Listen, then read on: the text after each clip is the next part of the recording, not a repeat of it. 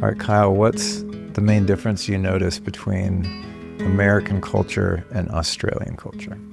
Oh, goodness. It's probably the availability of health here comparative to Australia. In Australia, we're on an island. We're very easily controlled, as we may have seen in years past that have come. There's been certain things pushed on the population that have been very hard to resist. But here, it's in Austin, in Texas especially. It's a health hub, of course.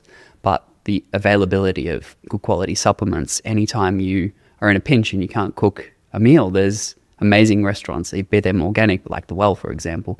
You can always get fantastic food. And as a result, the opposite thing happens when my family and I come to America. We lose weight, we lose inflammation, which is kind of the opposite of what you hear. You hear Americans go to Europe or somewhere like that and they lose a heap of weight and lose inflammation. But here, you know, with our mindset and our education around what nourishing and nutritious food is, we're able to find them like Whole Foods and other supermarkets like that. The availability of health here it's great. Love it here. We always feel better having been to America than when we're back in Australia and New Zealand. Do you live in New Zealand now? Live in New Zealand now, yeah. We moved from Australia about 6 months ago because essentially they banned one of the primary peptides that my company produces. BPC 157. Are you serious? Why? Because it works so well? Pretty much.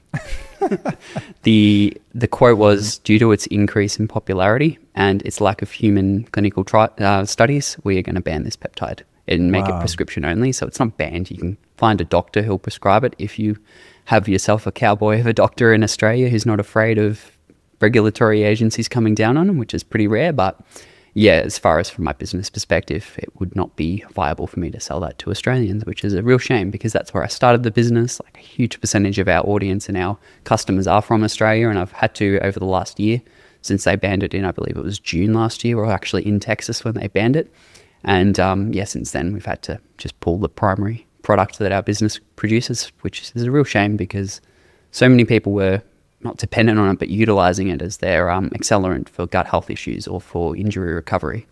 So yeah, that's part of the reason why we moved from Australia. The other part was we were living in tropical Queensland and mold was a huge issue. We lived in 3 houses and every single one of them was riddled with mold, even brand new ones. Like the environment, the humidity and the new house materials that they use combined with high levels of EMF, we just couldn't mitigate the damages or we couldn't stop the mold growth. They had a lot of rain or a lot of chemtrails and stuff over that areas too. We conspiracy theorist hat on, believed that they were deliberately kind of targeting these areas because every day you'd see planes going over with chemtrails and our roof had high levels of barium and all these heavy metals that are supposedly in these trails over in our drinking water because we tested it because we noticed a sediment in it that we hadn't had anywhere else we lived. We were under the flight path. Interesting. In Sunshine Coast. So much of it that you could see the sediment in the water? Yeah. Holy crap. Our water was dark because it was on the way down and also one of the looping routes for when they go to one of the major airports in Queensland, Brisbane. So there was a heck of a lot of issues with our drinking water, that shouldn't be the case. Yeah, such a travesty, that whole thing. That's one of my gripes with the kind of Maha movement and all this stuff, which is great. Like, get the food dyes out of food. Okay, make tallow fries. Great. Dude, you can make a decision on what you eat or drink, right? I mean, not everyone can afford organic food necessarily, or buying an expensive water filtration system or something. But, you can go to the farmer's market and get like some grass-fed beef, right? You can make choices, but one thing that we can't choose is when we walk outside and take a breath. So that particular issue is extremely problematic to me. Anything where we lose our autonomy, our choice, like be it the drinking water, yes, you can filter that. But for most people, like we're in a hotel now, we're showering in it. We're not going to drink the water, but it's still absorbed through our skin. Our skin absorbs a heap of chemicals, a heap of things that are in the water.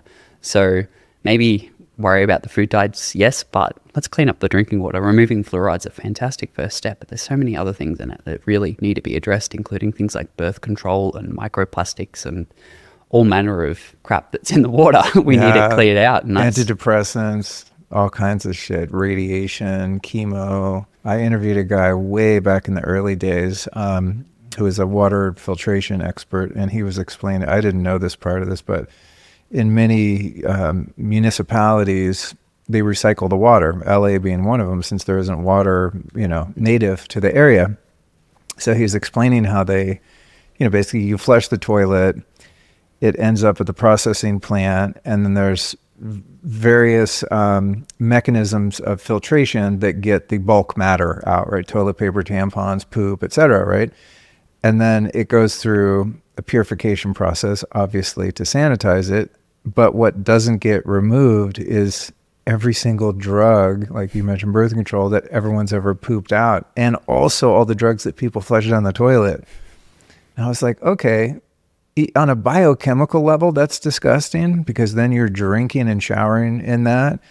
But also just energetically, like, I don't want millions of people, the combination of millions of people's like internal physical energy in my body. That is so weird. If you believe in homeopathy, then you have to believe that the vibration of other people's, I don't know, what do you call them, metabolites, essentially are going to impact your own. And then they go through municipalities where they lose all the structure and it just ruins the water. I know water's a big topic that's near and dear to your heart. It's like mass urine and feces therapy. Anyway, how's New Zealand? Do you like it there?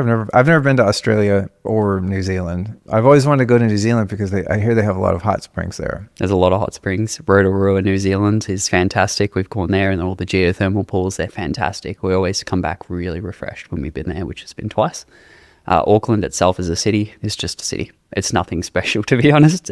It's a means to an end for our family. We had to get out of mold. The house we're in has no mold whatsoever. So we're kind of in our little hermit shell at the moment. We're doing our saunas to remove, ozone saunas to remove as much mold as possible. We have a 2-year-old, so we kind of have to, whether we like it or not, and be in a bubble and look after them, get their kids in a good school, which was hard in Queensland to find one. And yeah, just focus on the businesses. We've got LVLUP Health, my business, that's exploded in the last sort of 2 years.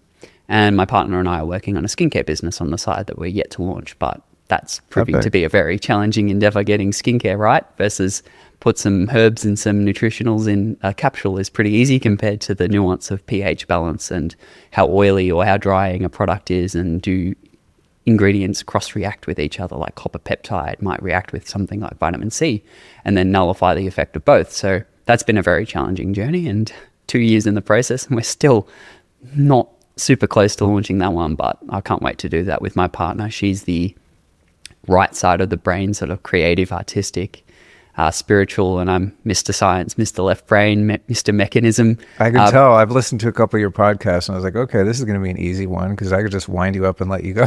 I was like, I love interviewing brainiacs because that's not. I'm probably more like your partner in that I get the big picture of things, but if you ask me to rattle off, the scientific studies of this and that, I'm not that guy. So that's why I like talking to people like you. I'm going to share something super wild with you right now. Did you know that if you laid them all out, your blood vessels would stretch for 60,000 miles? It's crazy. That's a lot of distance to cover. Now, the problem is, just like any high traffic lanes, they wear down over time. Eating a crappy diet, daily stress, and lack of movement don't help matters either. So maintaining blood flow and all those arteries, veins, and capillaries as you age is crucial to keeping your brain sharp, your muscles strong, and even your skin looking vibrant. That's why I'm stoked about Calroy's new Vascular Health Bundle. Calroy's Arterisol HP and Vasconaut HP work together to rebuild what's breaking down in your circulatory system. Arterisol HP is the only supplement clinically shown to restore and protect the lining of your blood vessels, thanks to a rare seaweed extract with powerful cardiovascular benefits. And Vasconox HP delivers sustained nitric oxide so your blood vessels stay open, flexible, and ready to move oxygen where it's needed. So for real, if you want better endurance, clearer thinking, and faster recovery, this solution is simple. You need better circulation. To get it, visit calroy.com/Luke to get your best price today and pick up a 3-pack bundle and get a free canister of nitric oxide test strips so you can track your results.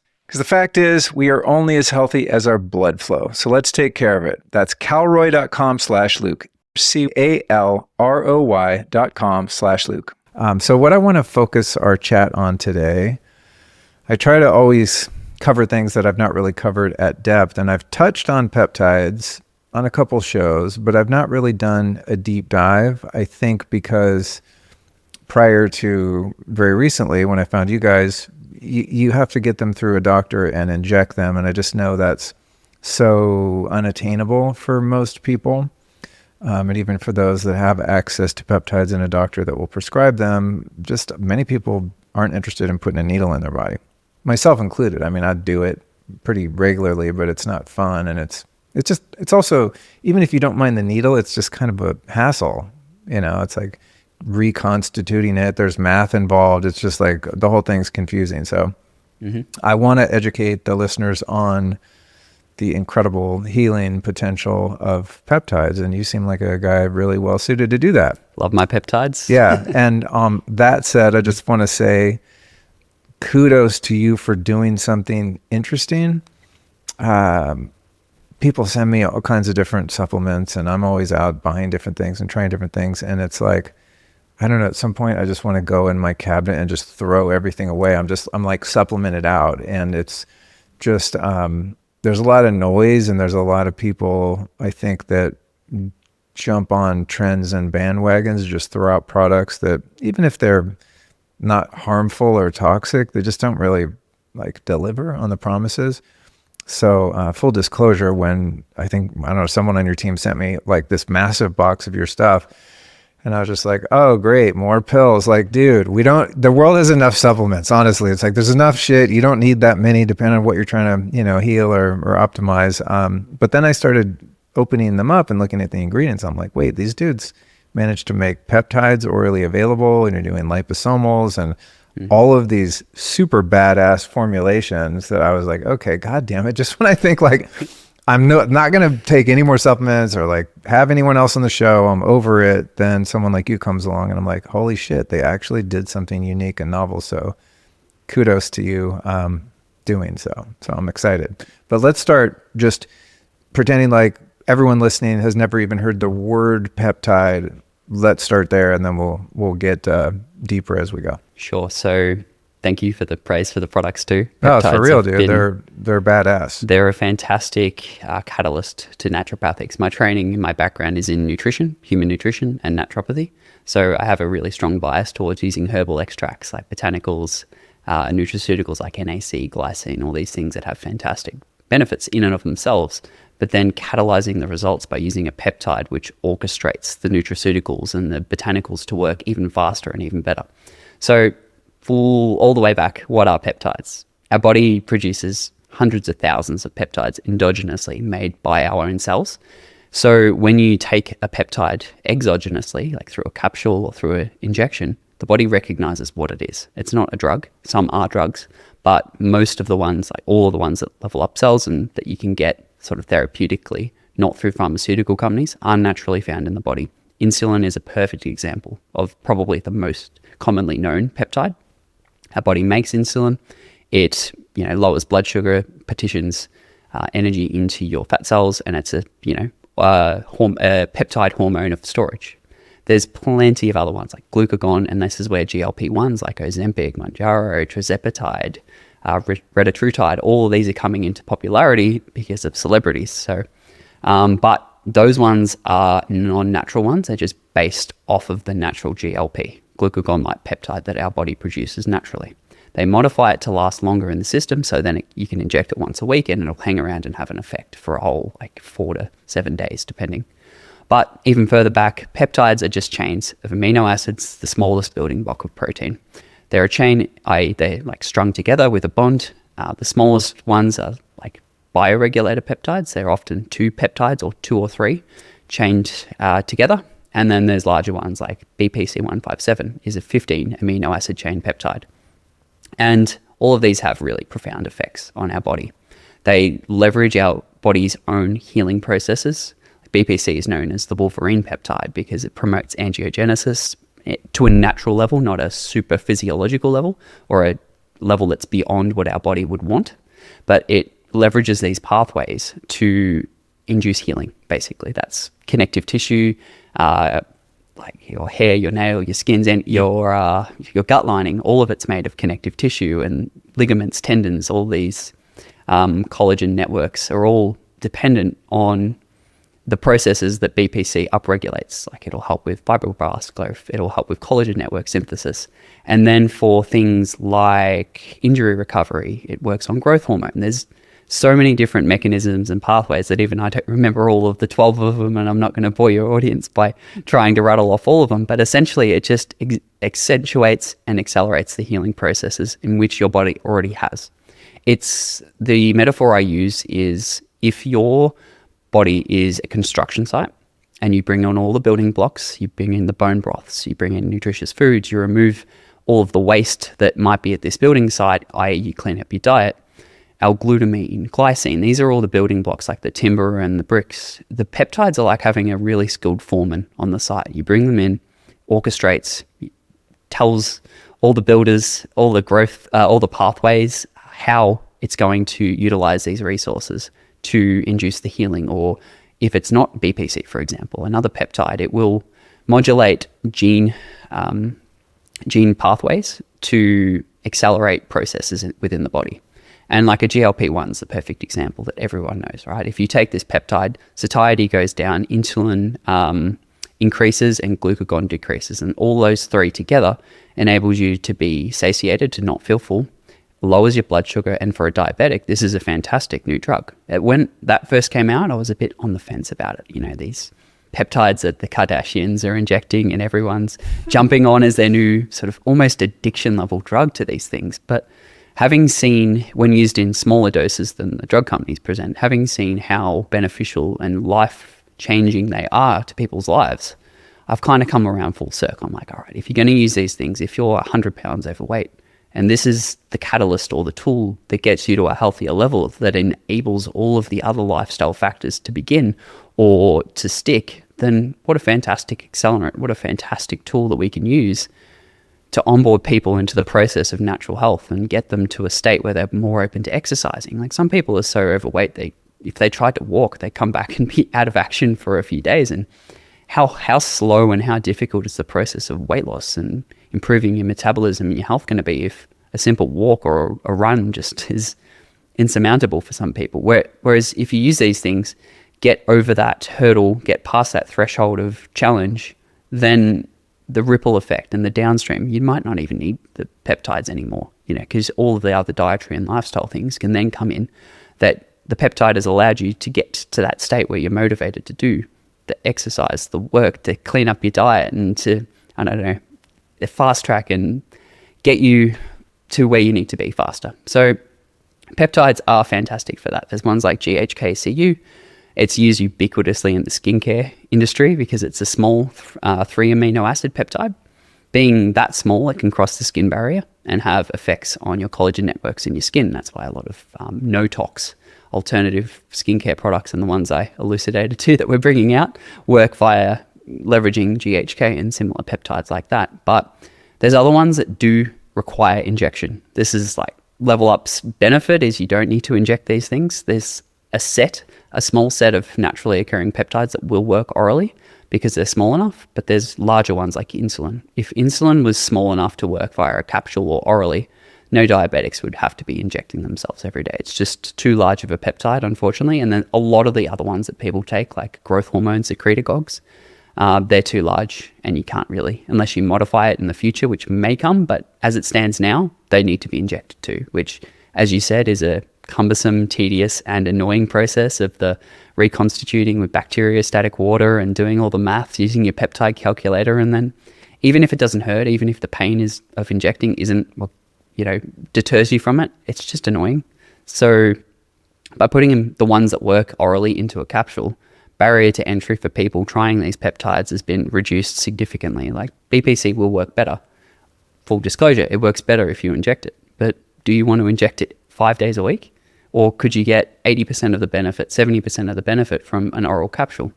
Well, yeah, you can, because it does absorb orally. It works orally. And if you have gut issues, which is the primary reason why our customer base would take like GR Repair or BPC, then it's working locally on the area that you want it to affect.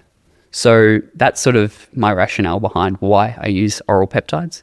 I probably didn't get into enough detail about just generally what peptides are, but they are everywhere in the body. Well, we're gonna go deeper too. But I think that's a good overview. Another thing about injectable peptides versus oral is they're freaking expensive. If you have to work with a doctor who's courageous enough to work with peptides and considering the regulatory hurdles that have been presented. But I remember when I was on a few years ago, I interviewed a guy in California, Dr. Matt Cook, great guy, and he works a lot with stem cells and peptides and all this stuff. And he got me on a program for a while, and he was probably hooking it up, and it was still super expensive. I mean, it was a few $100s per month. And then, as we said, constituting them, and I ended up taking like a huge portion of our refrigerator to keep in there. And it's just like, did it for a while. I was like, A, this is too expensive. B, it's just like, it's not, it's difficult to make it a sustainable kind of practice because of the hassle.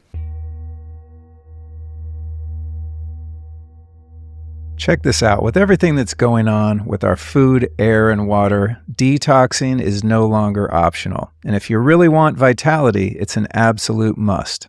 One of the best ways to remove toxins from the body is through sweating. But did you know that not all sweat is created equal? When you hop into an infrared sauna, the light is absorbed deeply by the body, causing your cells to vibrate. And that raises core temperature and enhances natural metabolic processes, pulling out nasty toxins like aluminum, cadmium, and even mercury. The sauna I use on the reg is my Amplify Full Spectrum Sauna from Sunlighten. Sunlighten's patented and science-backed technology provides the most effective, high-quality, near, mid, and far infrared available. They actually have 4 different sauna collections, each of which features different combinations of light and varying aesthetics to fit both your needs and your decor. And with any Sunlighten sauna, you can rest assured that you're going to sweat fast, sweat deep, and support your detox. And by the way, you can learn what makes Sunlighten my top pick on the Lifestylist podcast, episode 477, so make sure to check that out if you want the deep dive. And then when you're ready to treat yourself to the world's best infrared sauna, visit get.sunlighten.com/LukeStorey and use the code LukeStorey to save up to $600. You can also find that link in the show notes on your podcast app. And obviously, it would make 0 sense to detox while exposing yourself to high levels of EMF. And that's why Sunlighten designed their heating panels to produce almost none, so you can relax and detox safely. Again, that link is get.sunlighten.com/LukeStorey, and the code is LukeStorey. But I want to back up a little bit. Speaking about the GLP-1 peptides, which now pharmaceutical companies are turning into drugs, or however you classify that. A couple of years ago, a former podcast guest who has a company that does a few peptides told me about semaglutide, a peptide. And he's like, oh, it's great for weight loss. And I was like, I don't know what happened, but at some point I just like ballooned up. I think I was drinking like way too much raw milk. And I didn't really realize it, but I was getting quite pregnant looking, So when I gain weight, unfortunately, it's not, it doesn't go everywhere. It's just like, I just get a gut, but I stay skinny everywhere. So one day I jump on the scale and I was like 200 pounds, which for a 6'2" guy is good, but only if you have muscle. And I don't really have a lot of muscle because I hate working out. So I was like, oh shit. It dawned on me one day I was fat. And I remember he told me about that. So I don't know, it was maybe 2 months. I was doing a little shot a week of this peptide. I was like, holy shit, I shredded like 20 pounds of not doing anything. And then I mentioned it to someone, they were like, dude, you're on Ozempic. And I was like, wait, what? And I'm like, no, I'm not. And they're like, it's the same thing. And I'm like, I had no idea that like that drug, the Kardashians are talking about, and the peptide my like natural doctor friend turned me on to are in the same family. So I got totally freaked out and stopped because I felt like it could be dangerous or something. And I already lost the weight and it stayed off, so I was fine. But tell us the difference, if there is one, between the pharmaceutical versions of, the Ozempic and what I thought was like a more natural alternative in the semaglutide. Is it in the dose, the formulation? What's the difference? It's a bit of a spectrum, right? So you will get peptides from desiccated organs. If you were to take a thymus gland, you are going to get bioactive thymus peptides in there. Or you can go the other end of the scale and be like on an Ozempic, for example, which is a naturally occurring one that's been modified by drug companies to have that longer effect. It's not found naturally as you inject it, but they take what you naturally make, combine it with something to make it hang around longer, then it becomes a drug because they've modified it away from nature. Therefore, they can patent it and it can be their own thing that they can sell as their own intellectual property. And it's the same with all of them, tirzepatide, retatrutide, and semaglutide. They're all the generic names, and now there's brand names behind it all that the companies own. So that's sort of the difference between the natural ones. It's a very blurry line between the natural and the pharmaceutical, and they overlap a lot. Like online vendors will often sell the semaglutides and the melanotans alongside the naturally occurring ones like the BPC. So it's challenging, yes, to understand the difference between them all. And even with resources that we put out, I often include the drug-like ones in there too, because people who come to peptides just want to know about all of them. They're not really dogmatic with if it's naturally occurring or if it's pharmaceutical, because their base being natural, the side effect risk is so much lower than other drugs which don't even resemble anything that our body naturally makes. So they are safer, even though when they become a drug or they are modified away from nature, then you increase the risk. That's why there are some side effects with GLP-1s, especially, the talk about the muscle mass loss and the bone mineral density loss. And that wouldn't occur with natural GLP-1 that our body should be making in sufficient quantities, but almost in the way that people get on TRT because their natural levels of testosterone plummet. I believe GLP-1s have a place, but you use them as like TRT, but with GLP. So the amount of glucagon-like peptide that your body produces might get burnt out because of dietary overstimulation. You might have indulged your whole life, and then just a downregulation of how much your body will make of that. So if you bring in a microdose, and I'll give a nod to Dr. Tina Moore. She's mainstreamed GLP-1 microdosing and has a whole course on how to do that correctly. I'm not your doctor, she's not your doctor, but if you want to learn about these pharmaceutical ones and how to do them at a microdose, she has some great resources. GLP-1s are, I call them the gateway peptide to all the other ones. Like you can see, I think most people in America would A, see the commercials, but B, know someone who's lost 20 to 100 pounds even on these things that you're like, okay, wow, peptides are powerful, aren't they? This is some really beneficial medicine that is helping a lot of Americans for better most of the time, for worse sometimes. There's a bit of a drug dependence without any mechanism of addiction that clinicians are seeing, where people have lost the weight. They're so happy that they've lost the weight that they're scared to put it back on, and when they've passed the point of needing it anymore, they just refuse to get off of it. So that's one downside to that. But yeah, to go all the way back to your initial point, there's the spectrum of drug-like and then naturally occurring. And you still can take like desiccated organs, like heart and soil have their desiccated range. You take brain, you're going to get some of the brain peptides that I put in NeuroRegenerate. The difference is when you take it from an organ or a natural source, like brain, for example, the peptides aren't going to survive stomach acid degradation. As soon as it hits your stomach acid, the acid combined with the proteolytic or the protein degrading enzymes are going to nullify the effects of that peptide to almost zero, probably zero for most of the time. Is that why you put sodium bicarbonate in your formula? 100%. Oh, yeah. That's funny. I saw that in a bunch of these and I was like, what? Why did they put baking soda and everything? That's funny. Okay, that makes sense. Yeah, a lot of the peptides like GHK, for example, we liposome that to prevent the fatty phospholipid membrane that encapsulates the peptide, protects it from the stomach acid and from the enzymes. But prior to doing that, in ones like KBV, we do still add sodium bicarbonate, and even with the liposome, we add that to buffer that stomach acid and to prevent pepsinogen, the inactive form of the protein degrading enzyme pepsin, to stop it converting to that enzyme and then attacking the peptide, therefore increasing the oral bioavailability of a peptide that might have had as low as like 10% bioavailability or oral absorption. Oh, wow. So we don't have statistics specifically, but the results for a night and day difference when you take it in that form versus if you were to just like take your injectable GHK, put it in some water and drink it, like you're not going to get any benefit really from that. So unless you took it with a heap of sodium bicarbonate in the water too, then you can increase the bioavailability of these peptides. But the other thing we do is delayed release capsules, which are enterically coated to prevent, like the capsule doesn't break until it gets to your small intestine, which is the site of absorption for most peptides. So intelligent delivery mechanisms are how you get oral peptides to work. But the biggest thing we can never overcome is the gut lining. It only absorbs things up to around 500 Daltons. So there's peptides that are too large. Even if we got them through to the stomach acid, they're just not going to absorb. So that's why there's only a small set of like 20 to 30 oral ones that work. Is that the case with, I've got my NAD patch on today. Is that the case with a molecule like NAD or glutathione, like Y ion layer? Shout out to the company who makes these. They're freaking amazing. Is that why they're doing that like transdermal delivery system? It has to do with the size? Yeah.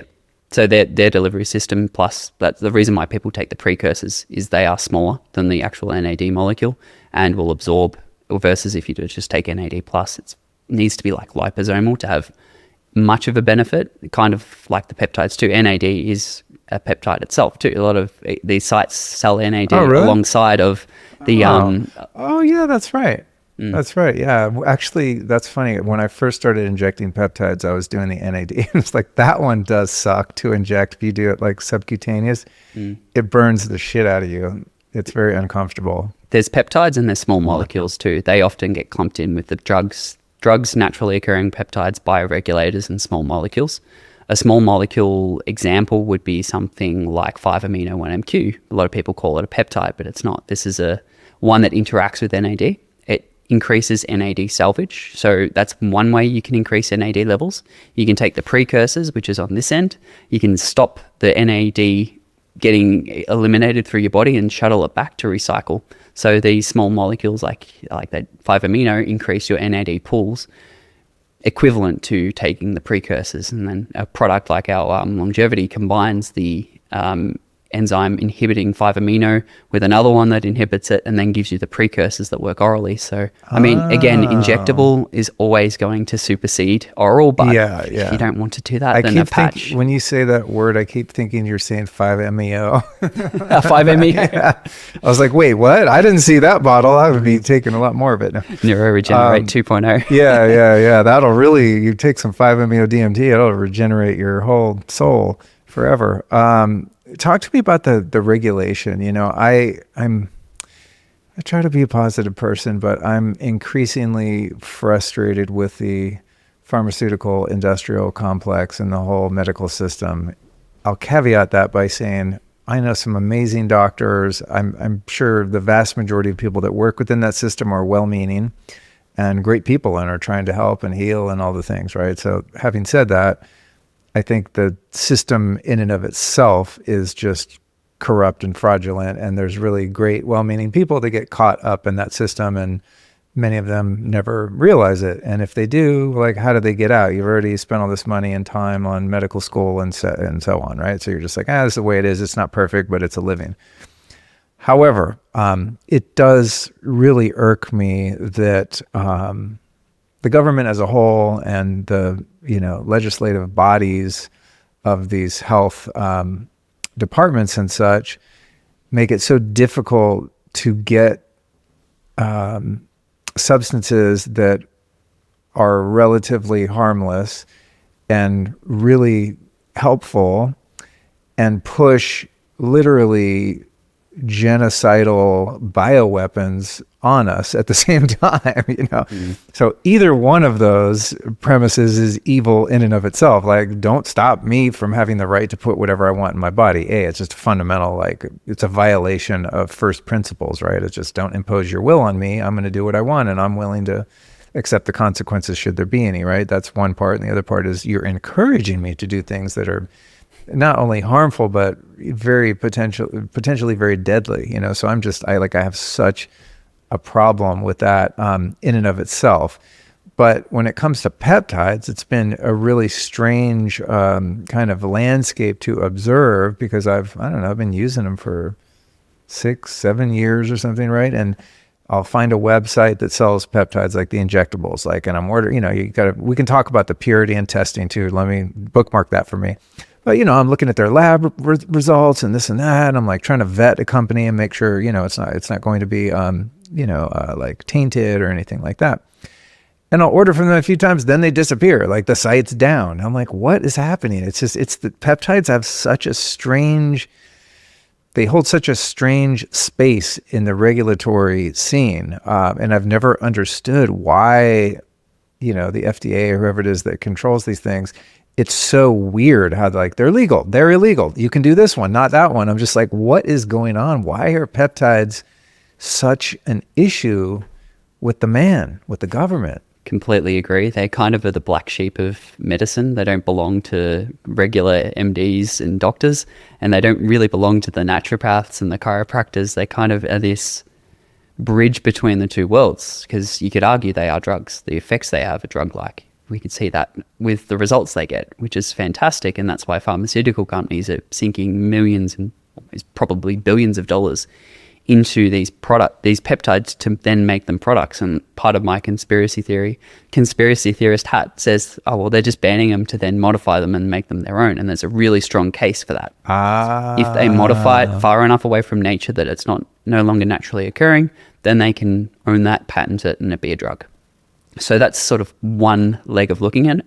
The other way is they don't particularly like competition. And when you look at the pleiotropic or the multi-mechanistic effects that peptides have, well, it competes with so many different drugs on the market. Like if you have osteoarthritis and you use gut healing peptides, the inflammatory burden that it reduces on you might actually be enough to help remedy or bring down your need for pain medications or anti-inflammatories, or even if it's bad enough, you might be on an immunosuppressant. Well, if you can take a naturally occurring peptide, and even in botanicals and naturopathy circles too, like if an ingredient is too powerful, if it's a pseudo-pharmaceutical, which is what the word they use, they describe that as anything that elicits a drug-like effect. And they have control over those substances in Australia. I believe America is the same. So as soon as it has the ability to work just beyond sort of like this token, it helps with inflammation a little bit. Like you look at turmeric, for example, that'll do a little bit. If you take a Mariva curcumin, which is a phospholipid-based one, then it works a little bit better. But then like if you take it too far, then the head just gets chopped off of that ingredient. And we've seen it so many times in naturopathy. It's kind of disgusting the amount of ingredients that get banned because they might have an effect for cancer, or they might have an effect for Alzheimer's, or like lithium, for example. Low dose lithium orotate is completely banned in Australia. You can't use it. Really? Yeah. I tried to put it in that one, but having started I was operating the company in Australia at the time, it was not allowed. Why? Because it's evidence showing it's like very beneficial for Alzheimer's prevention and even like interventional. So and couldn't depression use that. too. Yeah. I mean, I think people think of lithium in the pharmaceutical version and, like a super hardcore drug, but I remember the effects of lithium. There's one, we were talking about hot springs. There's a hot spring in Colorado called the Orvis Hot Springs, kind of near Grand Junction-ish, Durango, in the San Juan Mountains.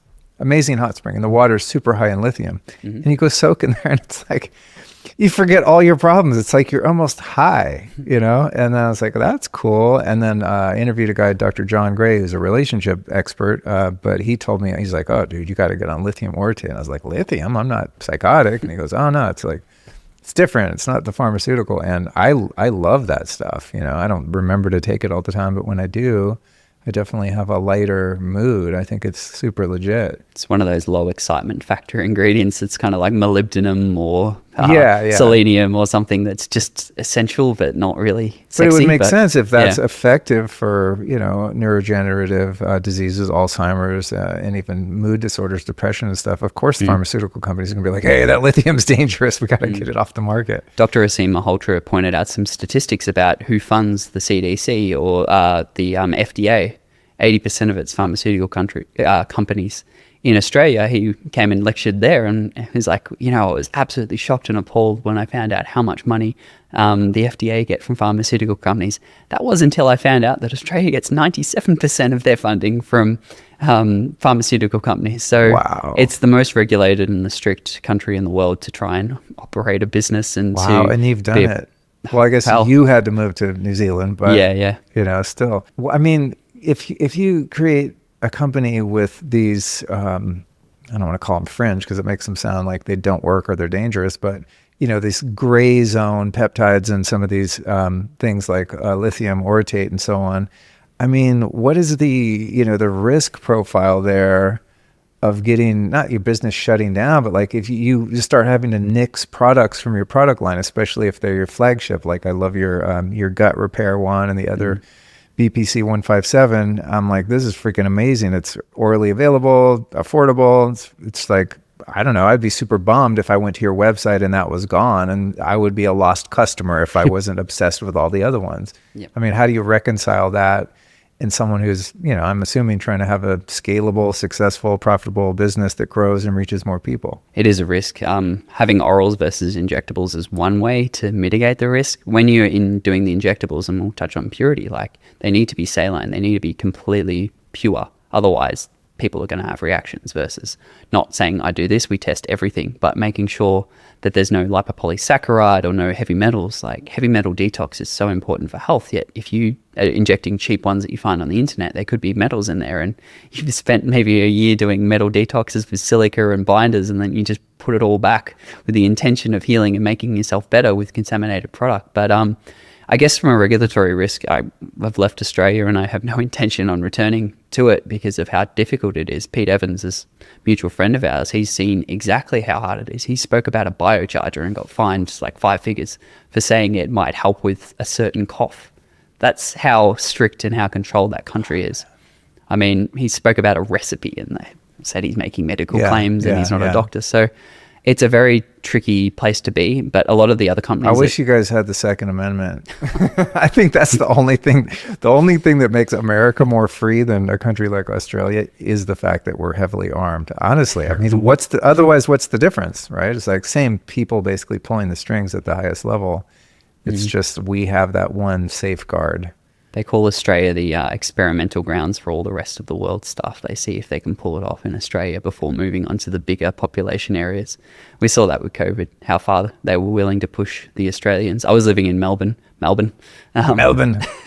Yeah, I told you when I used to date someone from Melbourne, and I would say that, and she's like, "Oh gosh," you get so annoyed. She's like, "It's Melbourne." I was living and working at a health food store at the time. I just started LVLUP while I was working at the health food store. It was a really good job for me to learn about what worked. You'd see like 30 people, 40 people a day coming in, telling you all their ailments, and then like a 5-minute mini consultation, you'd be like, all right, this is what you need to take. And they'd come back and give you good feedback. But about maybe 9 months into that job is when the cough came around and everyone started to lose their mind. And it was wild to see the bustling streets of Melbourne go to a complete ghost town. And I was an essential worker because of being in a health food store, and like 1,000 people in the city of like 5 million. It was insane to be a part of that. And then when protests and stuff kicked off, I of course didn't agree with any of it, so I went to it and saw people get shot with rubber bullets and tear gas thrown on it just because we were walking. Like no one was inciting violence. Whoa. It was not good for the nervous system, I'll tell you that much. Whoa. Being a part of it, and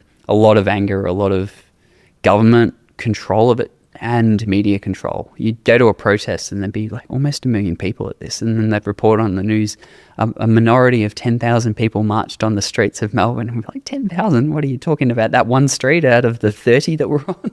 Oh my God. Yeah, it's really interesting and really like one of the awakening experiences to have lived through and been a part of. And yeah, it was congratulations on getting out. Yeah, we here in America were looking at of course, keeping track of all things on social media, and the one that got me in Australia was, and again, sometimes you can't trust the mainstream media, but there's also clickbait in the alternative media that could be exaggerating things. But there was something I saw at that time during that weird period of these essentially like quarantine camps, like concentration camps being built in Australia. Was that real? Were they like, was that a pilot kind of project, or was that something that actually took root and were people getting sent to them? Well, to call them a concentration camp is a bit hyperbolous. They were areas where you had to quarantine yourself if you'd come from overseas. You were required, it wasn't even optional, you had to stay in a hotel. They did that to Novak Djokovic for weeks and then deported him because he wouldn't comply. But Australians returning home, they had to, if there was no vaccine at the time, they had to quarantine for 3 weeks, make sure you weren't bringing the disease in. That wasn't optional if you wanted to come back. That was really not nice to see that happening. And they had plans of opening up really large ones. It was only like, I believe 10 kilometers or like 6 miles away from where I was living at the time. They had this plan to open up this massive big one that did look like a concentration camp. But obviously, I think information started to get out fast enough, and everyone just kind of got sick of it. And when they saw that, you know, the vaccines didn't really do anything to prevent it anyway, there was like a big enough level of awakening that they kind of just had to drop it. It wasn't holding up anymore. But yes. for about a solid 2 years, I think, or maybe a year and a half, it was really pretty gnarly, to the point where everyone had to, you know, put their check in at the supermarket and wear masks and sanitize, and it was just madness. But, you know, again, every event like that is really informative to, like, that was a great psychological thing for me to go through, but also to see where the world is, where this country is. And that honestly made it really easy for me to leave when the time came to allow the business to survive. Because if I'd stayed there, I would have been one of those companies that you mentioned. You stay in the country and you put your head out, they'll cut it off in a country where 97% of their funding comes from big pharma. And all the natural health companies in Australia are owned by big pharma themselves because of, like, the regulations. If you want to have an approved product, the amount of money you have to spend, it's ridiculous. It's almost impossible to start up a compliant business within Australia. So obviously my stuff isn't compliant. So moving out of Australia to New Zealand, and then moving all of our operations to America, where all the awakened, like-minded people who are open to this sort of stuff are in a higher concentration, has been phenomenal. And then just not taking unnecessary risks. There's things like SARMs, which are selective androgen receptor modulators, things like RAD140, MK677. These are very clearly drug-like and have negative side effects. And in regulations, almost every country, they are definitively banned, and these companies still sell them. Or they might sell things like clomiphene or testosterone alongside peptides. And then it's sort of the testosterone and the, you know, the drugs stuff that gets them in trouble, and then all the other rest of it has to go alongside too, because the fines are pretty big. So yeah, just risk mitigation's part of why I moved. But also I do assume a lot of risk in selling these products. That in Australia, when I was doing it, I'm like, okay, this could end at any point. You know, I'm going to make hay while the sun shines. And my why behind these products was never financial. I was my mother's primary carer for 8 years. She had breast cancer. When she found out about it, I was only 17. I was 19. My sister was 17. And I was studying graphic design. I was going to be a designer, a web designer, logo. And I design all my labels because that sort of balances my left and right side of my brain. But I was doing that, and then she got this diagnosis and was said, you know, you got like 2 years to live. Get your affairs in order and make the most of your life. And I just didn't like that. Obviously, my mother was my best friend at the time, and I wanted to do something for her. So I started studying nutrition. That's when I did my first degree in health, and went and studied human nutrition, because I had, you know, the belief that food is medicine. I still believe that. And if you learn enough about it, then you can use like dietary interventions. I learned all about Dom D'Agostino. I learned all about Thomas Seyfried's theories on what causes cancer, the metabolic approach to it. I learned that with the human nutrition course. I was saying before, I found your show way back, years back, and I went everything into Dr. Jack Cruz and, blue light and EMF, and implemented that too. And actually, it wasn't until we bet her primary breast cancer. It took about 6 years of fighting that, and she actually managed to overcome that and was given the all clear for that. Wow. It wasn't long enough that they say you're all clear for the 5 years, but there were no signs of disease progression and remission. But then we celebrated our win by moving house, and this is when my EMF journey began, because the house we moved to was about, 40 meters, like 20 something yards away from maybe not that close, but really close to a huge cell phone consignment. The EMF we had on our meter was constantly maxed out. I was passing out. Like, I was getting hypercoagulation in my blood and passing out. It happened like 3 times, living in this lovely home on a lake, and this was like my mum's dream home. And then, you know, we all started to feel bad, and she ultimately went on to develop a brain cancer from it, living there. Dude. Having been so depleted from all the therapies, the standard of care therapies, combined with the natural stuff that is, you know, taxing in and of itself, like a hyperbaric oxygen treatment is inflammatory on purpose. If you do it around chemotherapies, if you do high dose vitamin C, these are challenging therapies that she was doing alongside of the chemotherapies that, you know, got us that result that she was after. All the deuterium depleted waters and red light panels and all that stuff really did help and made a huge difference. But as soon as we moved and changed our environment to that one, there wasn't much we could do. And she got wrangled back into the radiation therapy route, and that basically just cut her life within 4 months of doing that, unfortunately. Man. But having these products is my homage and my her legacy, basically. All of the products that we've developed are either ones that I wish I had for her or a combination of things that I used, because my mum was an athlete. She was a triathlete. She was really fit. She always ate healthy. But she got cancer. I'm like, how did this happen? She's supposedly this picture of health. She was a 45-year-old woman with a six-pack who could ride for 6 hours a day. And she embodied health in that respect. But there was a lot of things from her childhood. Like, she lived in agricultural land and would ride her horses and get doused with glyphosate.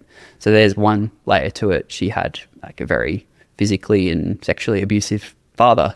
So there's that deep-seated layer of trauma that never got resolved. And then even my father had he had his own crap that he brought to her and kept her in a chronic fight or flight response. So that was part of the reason too. But it's this cumulative effect of stresses that, you know, once you figure out what they are, if it's heavy metals from even deodorants, if it's the perfumes and chemicals, like all of it adds up. And then when you try to reverse engineer cancer, you just can't leave any stone unturned, because it's, you know, it's life or death, literally. So things like Tudka we use because we'd lived in mold in the past as well, which is just this thing that kept coming back in my life to teach me lessons. But for her, it was, mold and chemicals, hormonal imbalances, all of which, you know, breast cancer is a hormonally driven thing, but exogenous estrogens through pesticides, through perfumes, and mold is estrogenic too, specific types. Really? Yeah, there's... Wow. So I've forgotten the exact one, but there is one specific type of mold that I imagine was in our house based on me as a child having lived in the same house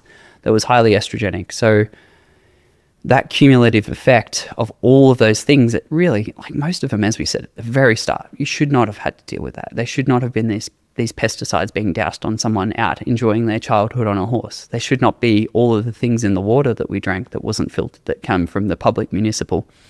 And then, you know, the layer of stress, you know, there's so many different layers to healing and health. And I truly believe like the most upstream is in here, how we adapt and respond. And like none of these will work for you if you're living in an abusive relationship, if you're constantly surrounded by people who make you stress. They might do a little bit, but realistically, as a naturopath, my training is to always address the root cause.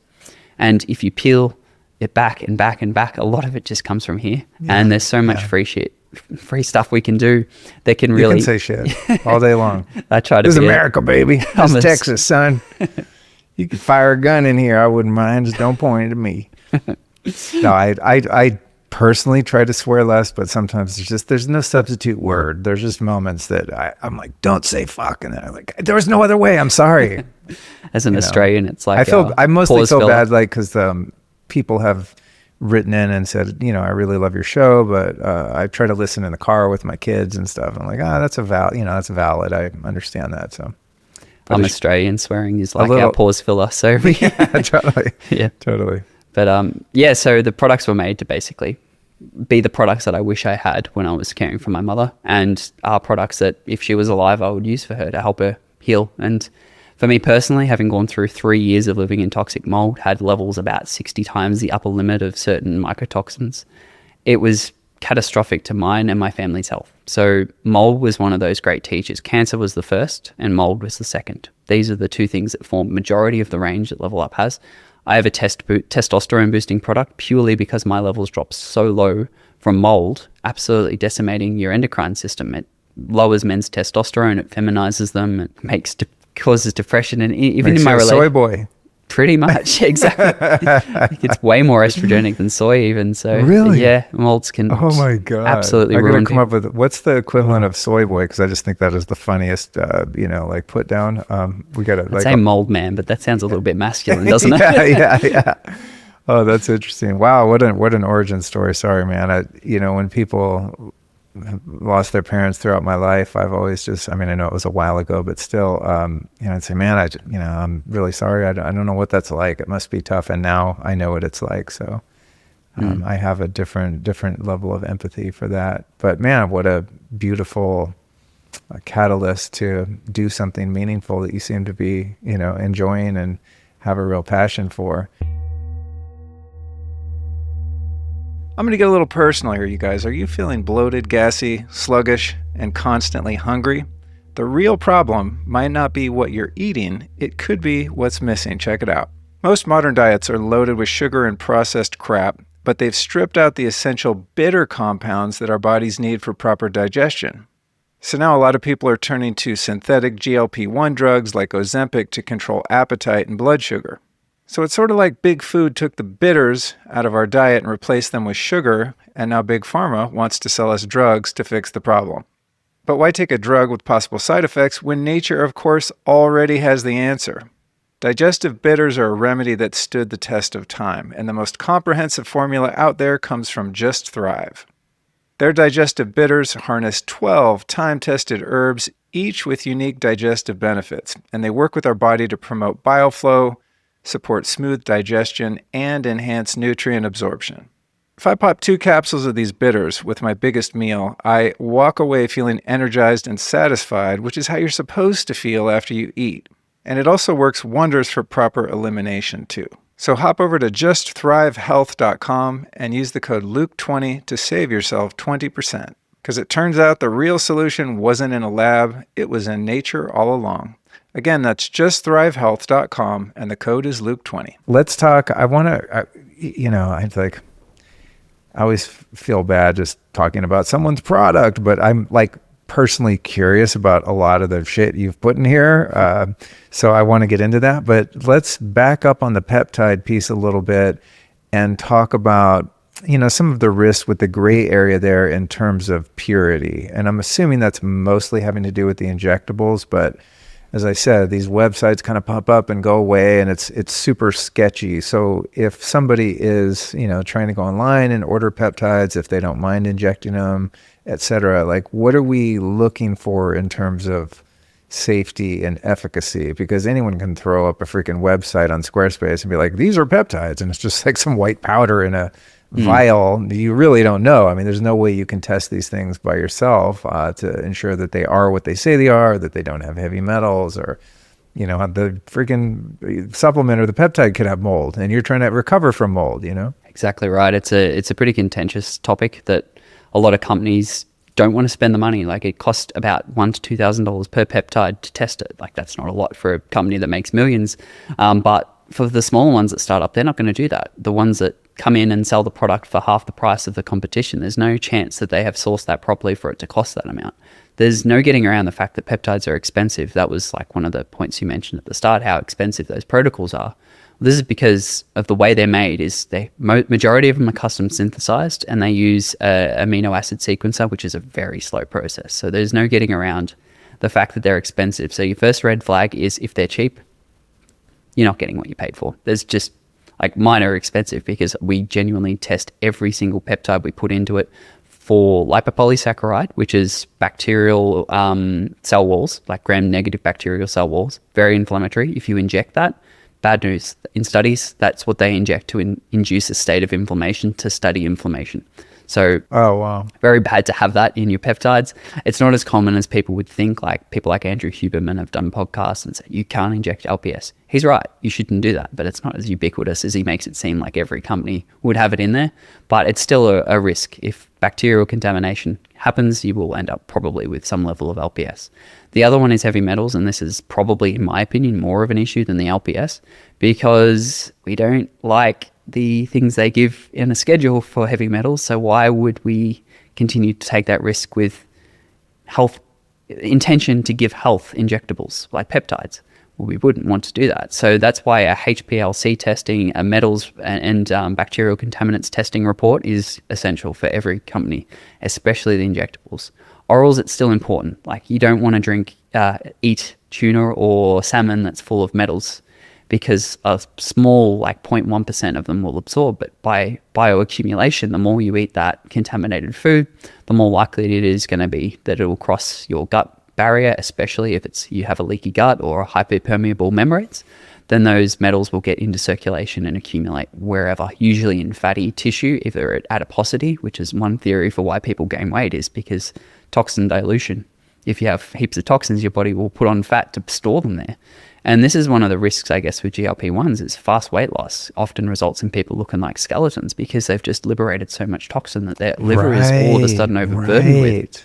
So holy shit, right? Because your body's protecting you from absorbing the toxin by encapsulating it in fat, essentially, right? And so you'd almost, in a way, be healthier having a gut full of toxins than liberating it too fast, and especially if you're really unhealthy and all your detox pathways are dysfunctional and you're not eliminating and your liver's clogged and so on. Now that's what's giving people the black eyes and stuff. Partly, yeah. It's a controversial take, but yeah, I definitely think when you lose weight, you shouldn't do it fast. You need to do it slow, and especially if you've got all the genetic mutations, you might methylate properly, so your liver's not going to clear the things.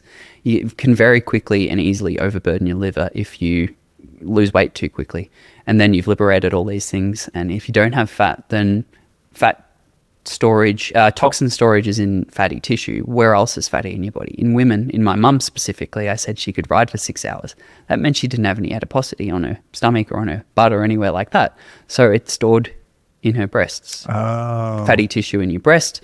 In men, your prostate's fatty, your brain is fatty, or majority of the organs that do end up with cancer. Not all of them, there are exceptions, but majority of the organs that do end up with cancers are fatty tissues. And then the toxins, be them metals, be them glyphosate, disrupt mitochondrial function, your efficiency drops down, and then your cells have to resort to that primitive glucose-loving sugar metabolism that then ultimately doesn't create enough energy for the repair genes to be activated. And then it's basically like this little cell alone in the body. It doesn't know where it is. And then it kicks in all the survival programming of bacteria, basically, that are, embedded within us. So it's really beautiful yet scary. That's interesting. I've never heard that perspective. And I also didn't know the prostate was fatty. I think just because I'm an aging man, I've done a couple shows like talking to a lot about the prostate. So I always feel funny talking about it because it's like young guys will not give a shit. Women will not give a shit. And I'm like, it's the thing when you realize like you got to pee urgently more of the time, it's usually that. So it's something I've worked on myself a little bit, and not wanting to end up in prostate cancer is so prevalent. It's like, that doesn't sound fun.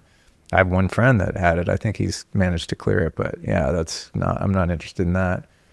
I mean, if you get your prostate operated on, you're going to have no more boners the rest of your life, which is really not optimal. Doesn't sound like a great rest of your life. I'm just a geek that is interested in how things work. And so, like I said, when you guys sent me your stuff, I was just like, what is this stuff? And like, why did they do it this way? So if you wouldn't mind humoring me, I just want to like go down the geek hole with you on some of the formulations. Now you've talked about, the BPC and couple of the other ones, but if you would just allow me to kind of pick a few things apart and you tell me what it is and what it does. Sure. And I also want to give you props for not using really shitty excipients in your capsules. I find it really annoying when someone has a product that would otherwise be pretty effective and then they are trying to cut corners and put a bunch of weird shit in their capsules. You have a very clean product line, so I wanted to give you props for that. Before we get into like the detail of an overarching thing, excipients are just wasted potential. If you're in a capsule like a peptide, tell people what excipients are. Excipients are basically a fancy word that maybe some people they're non-functional like ingredients. For example, rice flour is the most common excipient that people will use because it's super cheap, or cellulose. They'll just fill the capsule with cellulose, and if you were to give someone a BPC capsule, it's usually 0.5 milligram as a, one capsule dose.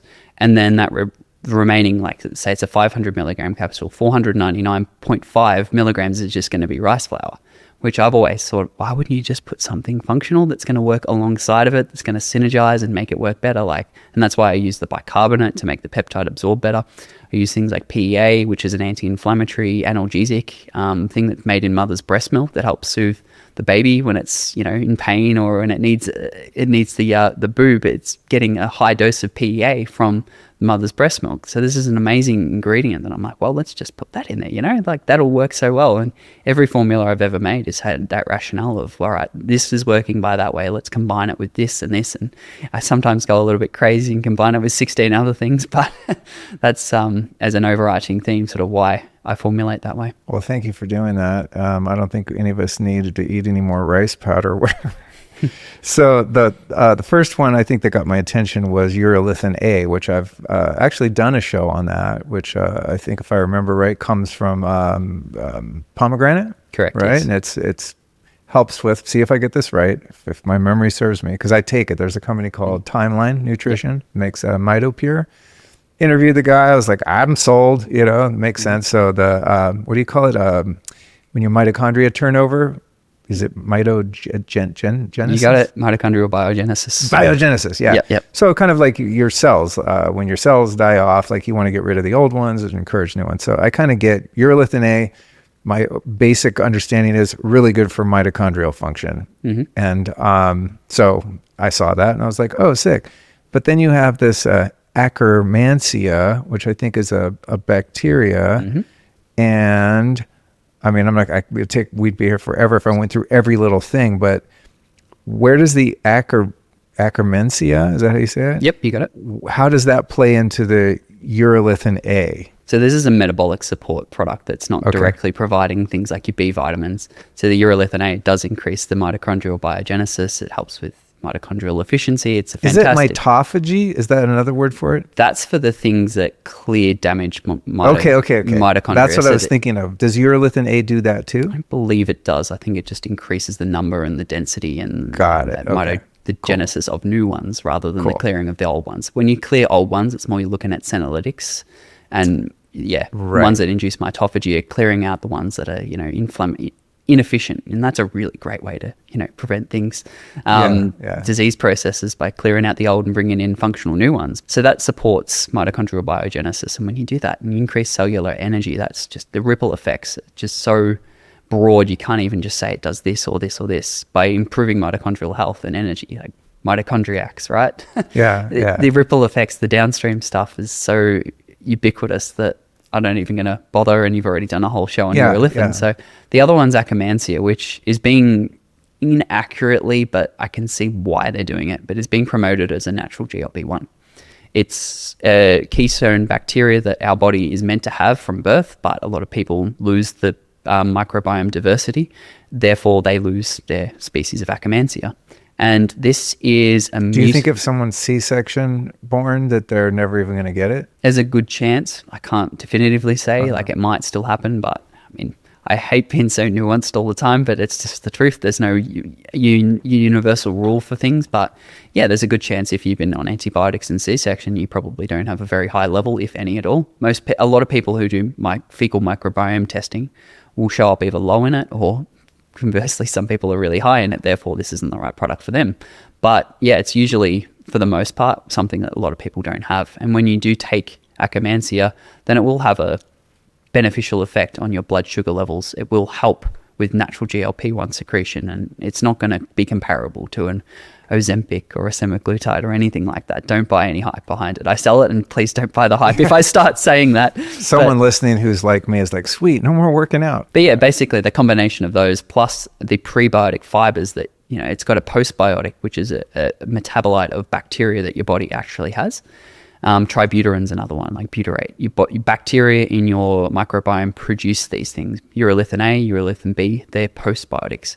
A prebiotic is like all the fibers and stuff that you might take that then get used by the bacteria or the probiotics to create the postbiotic. So in this one, you got the the pro and the postbiotics all working together to support metabolic health. And what about something about all sort of probiotics that is always of concern to me is the survivability, right? Like one of our sponsors, at least a lot of the time, is Just Thrive Health. In fact, they're coming tomorrow to do an interview, and they make this spore-based probiotic, which has been like incredible for me with my gut health journey over the years, which has been kind of the one thing that's been, the most difficult to fully solve.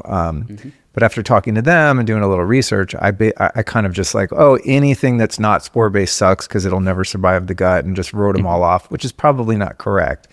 So with the Akkermansia, is that how you say it? How are we ensuring that that's actually getting to where it's supposed to go and doing its thing without just getting nuked by your stomach acid? Well, flat out already, like it's dead. from when you take okay. it. It's not sort of the point. We're not trying to reseed Okay. by providing pasteurized Akkermansia, which all bar the one company that claim theirs isn't dead. But we've tested it. It is. Anyway, won't get down that rabbit hole. All Akkermansia is basically destroyed in the presence of oxygen. And there's no capsule that's oxygen tight, like 100%. So basically, when you take this pasteurized Akkermansia, the breakdown of it in your gut actually induces your natural levels that they need to be present. We can't reseed Akkermansia if there's zero detectable. Most people would have a very low level. That you bring this in, and basically the Akkermansia within your gut utilize the prebiotics and the building blocks of the pasteurized Akkermansia to then grow in your stomach and in your microbiome. So there's plenty of bacterial species that people supplement, that even the ones that don't survive, like the actual building blocks to them, can be of use for people for helping their gut bacteria. Oh, interesting. It kind of like if you make kefir and you have the grains, right? It's like you're feeding the milk and whatever beneficial bacteria is still present in that whole mix. Yep. I thought of that because I'm making some right now. Another one's like Clostridium butyrsarum. That one doesn't survive either. That's C. butyrsarum. It makes butyrate in your gut. You can pasteurize that and it can still get through. Like I do prefer ones that are spore-based, but there's certain populations that just flat out no. There's no way that's really going to work as a capsule. The only way that in studies that they have proven that it can work is if you take it live and then you inject it straight into your gut to ensure that it survives. But by taking it as a capsule, as soon as that capsule breaks, there's a very low chance it'll survive. So why even bother trying to pretend that you're delivering a live probiotic? The spore-based ones, there are certain ones, like there's Bacillus subtilis, that's a spore-based one. We use that in one of our products, and that will survive the stomach acid and seed properly. There's multiple. Probiotics is such a complicated topic that I don't claim to be an expert on them, but there's certain ones that I know how they work. And I'm like, great, well, this has utility, especially if formulated alongside something that the bacteria make. Well, Postbiotics are probably my most favorite of the pre, the pro, and the post of those three categories. And the reason I like them, like the urolithin A, is you don't have to have the microbiome population to begin with to get the benefit of when you give someone a postbiotic. Like the urolithin A, if you don't have any bacteria that make it, then taking pomegranate, you could be the keystone of your diet and you're not going to get any urolithin A. But by taking the butyrate, either sodium butyrate or tributyrin, you are getting the metabolite that has all of these benefits that have been studied without the need for, getting your bacterial species in a state in which they produce it. Don't get me wrong, that's important. That would be better for a long-term thing, and that's why I think it's great to include them together. Even like tributyrin modulates favorably the gut bacteria in a state that it's more likely to make the bacteria that will then produce the butyrate. So it's kind of like a feed forward mechanism with that one. So that one's really cool. But wow, that's very interesting. I love learning about this stuff. Yeah, even I've been doing this almost 9 years, and sometimes I'm like, I think I probably know all I need to know. And then I meet someone like you. I'm like, no, it's so interesting. There's so much more stuff. All right. What about the NeuroRegenerate, which I took 2 of before we recorded? I feel like it's working pretty well. I should be tired and kind of brain foggy around this time in the afternoon, and I'm not.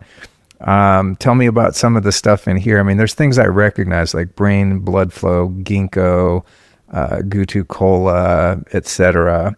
What's the and there's some liposomal peptides in here. What's the basic mechanism of action here? And this one, is interesting too. I think I was telling you before. When I buy supplements, I'm always intuitively guided to smell the bottle. Unless it's something that doesn't have any plant material in it, then it's probably not going to smell. But this freaking thing, that smells like it's something. So when I opened this one, I was like, that's got to be good.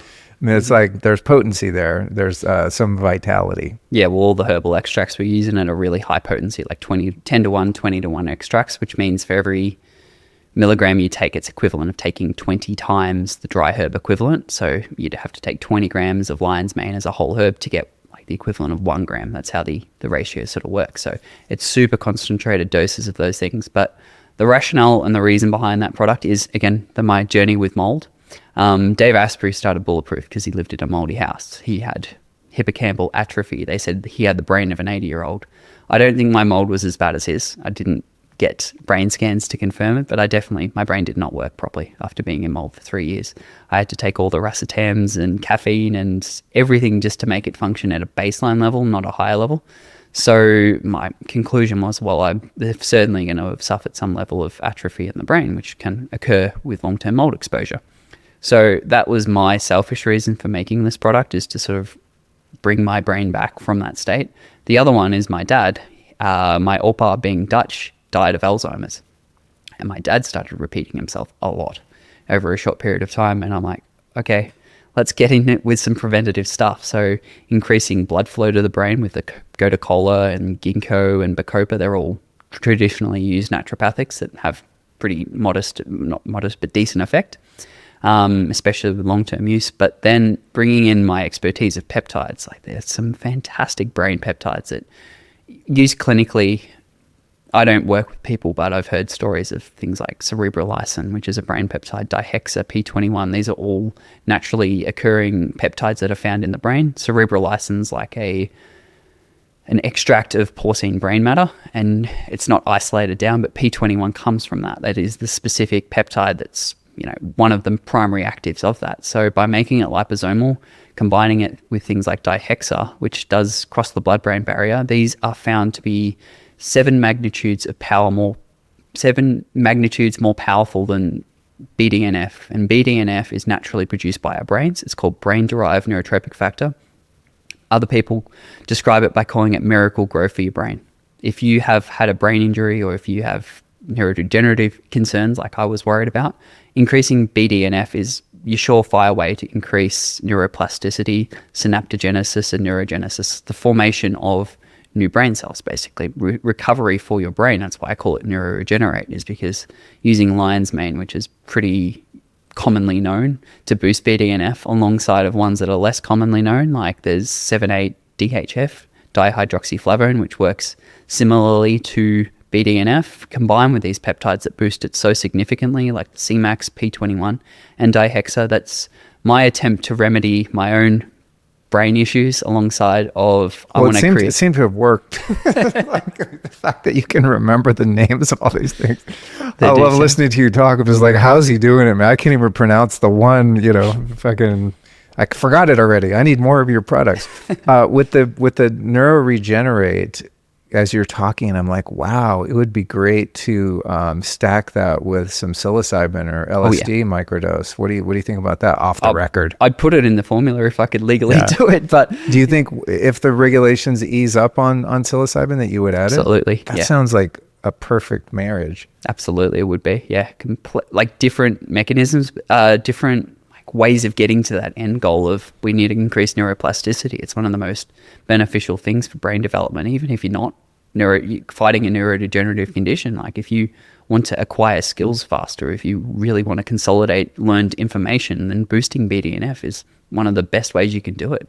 Children under the age of 7 have significantly higher BDNF levels. That's why they just sponge everything they learn and can learn new languages or learn their schooling and learn, their first language so fast, is because of how much higher the levels of BDNF and other brain growth factors are, of which these peptides don't just trigger the one. There's like 4 or 5 that it really hammers, not beyond. Again, peptides don't work beyond what our physiology is capable of doing, but they just amplify and get us to kind of that 10 out of 10 level that's safe for how much it's going to boost these pathways.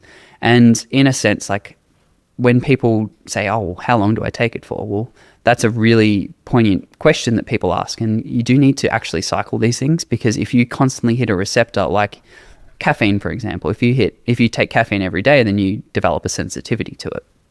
And with peptides, I always suggest 5 days on, 2 days off, because if you're hammering these receptors all the time, they have the potential to downregulate, and the density of the receptors can lower. Therefore, you need more of the peptide to have the same effect. And if you keep pushing it far enough, then maybe the effect will drop off to insignificant amounts. So all the peptides, all of the small molecules, I definitely recommend cycling. But yeah, the brain ones, like I would recommend maybe 3 to 5 times a week if you're really looking to maintain optimal function of brain. I was already cycling your stuff just because I didn't want to run out. Like, that's good. I'm surprised I still had, like this one, I think I thought I was out of this, but it was the other one, the histamine one I was thinking of. Yeah.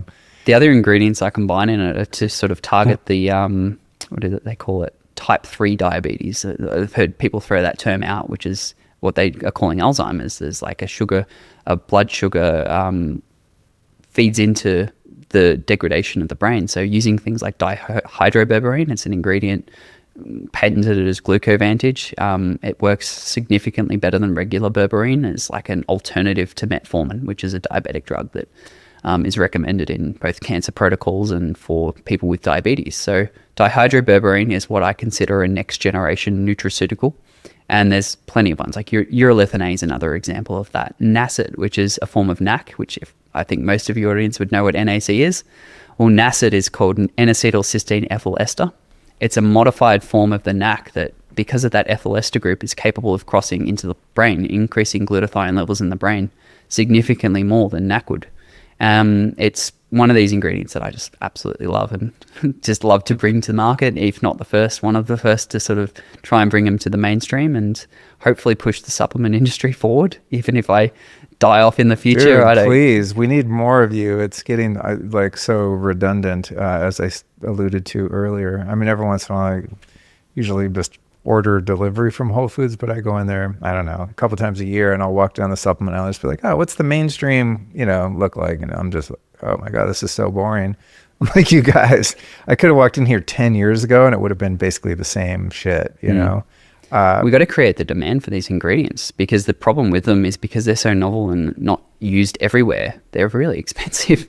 My biggest regret is the cost to entry of these products. I wish I could make them cheaper, but I cannot make my margins thinner without it not being a viable business anymore, because all the peptides in that neuro one, like, it's a very expensive product, but every one of them is custom synthesized for us. We don't buy it from a bulk manufacturer of these ingredients. No one buys them in bulk. We have to order them. And then to liposome properly is very hard. There's a lot of companies who claim to liposome, and you could put it in a denture cleaner, basically, with phospholipids in an ingredient, and then claim you've liposomed it, because that will work and then basically break away an hour later and no longer be in it. Really? So, yeah. Oh my God. I love whistleblowing, like shady shit in the industry.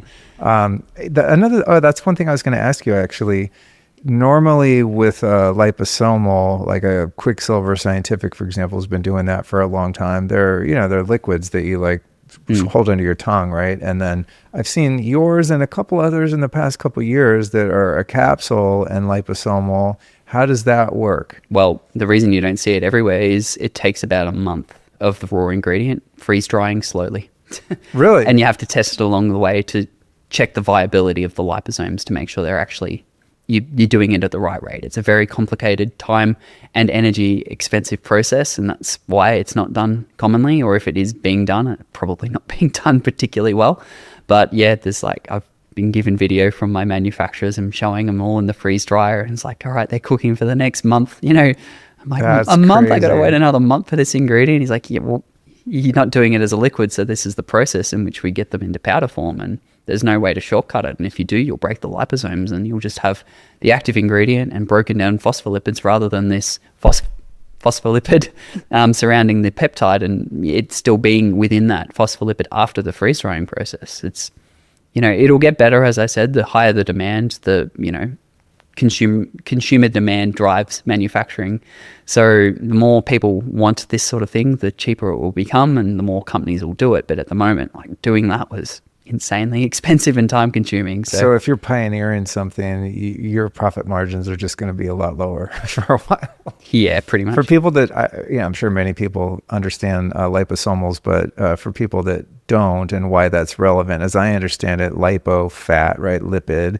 So you're putting said molecule that you want to get into the bloodstream wrapped in a tiny piece of fat so that your cell lets it in. Is that the idea? Yeah. Kind of like Trojan horses the ingredient through a fat that your body absorbs fats readily from the diet. So if you encapsulate it in a ball, think of like a basketball, but inside the basketball is the peptide, or is the glutathione, or is the vitamin C. It's a way of getting it in beyond what our digestion would normally allow that molecule to come through. Peptides, for example, if they're too large or if they have terrible bioavailability or oral absorption, you put them in a liposome, you can increase it significantly. It's the same with vitamin C. If you don't liposome vitamin C, 1,000 milligrams of that might give you the squirts, versus if it's liposomal, it's going to absorb and have that therapeutic effect systemically. So liposomes are, again, like this next generation of supplements, and especially when done right. You'll know if it's not done right because your liposomal, quote, liposomal vitamin C will give you the runs rather than working orally. That's funny. Working systemically. Okay, cool. I also want to remind people you can go to lukestory.com/peptidepod and find the show notes here. And then also at lukestory.com/levelup, which is LVUP. If you want to try this stuff, the code is Luke15 and you get 15% off. But more importantly, what I really like about, because I just was looking at your site again this morning, and the amount of like education there for people, especially that are like, whoa, I can't keep up. There's too much information here, which, I'm barely keeping up, so I get it. But what I noticed on your site was like the level of education there was insane. But more importantly, all of the research and all the studies related to everything you're talking about are archived there like in an insanely thorough way. It's like if we talk about urolithin A, it's just like boom, boom, boom, here's 50 links to every study proving that it does what it's supposed to do, right? So I wanted to give you props for like, I don't know, most brands don't do that. They're just like, here's the ingredients and this is what we say it does. But you seem to be very obsessive in a good way about like actually backing up the data. So I just want to let people know, like, whether you buy something or not, like your site is a really great wealth of information in that regard. There's two layers to that. There's one, I went to a private school and had friends who were really hard on me if I said something, especially during my days with my mum and her cancer.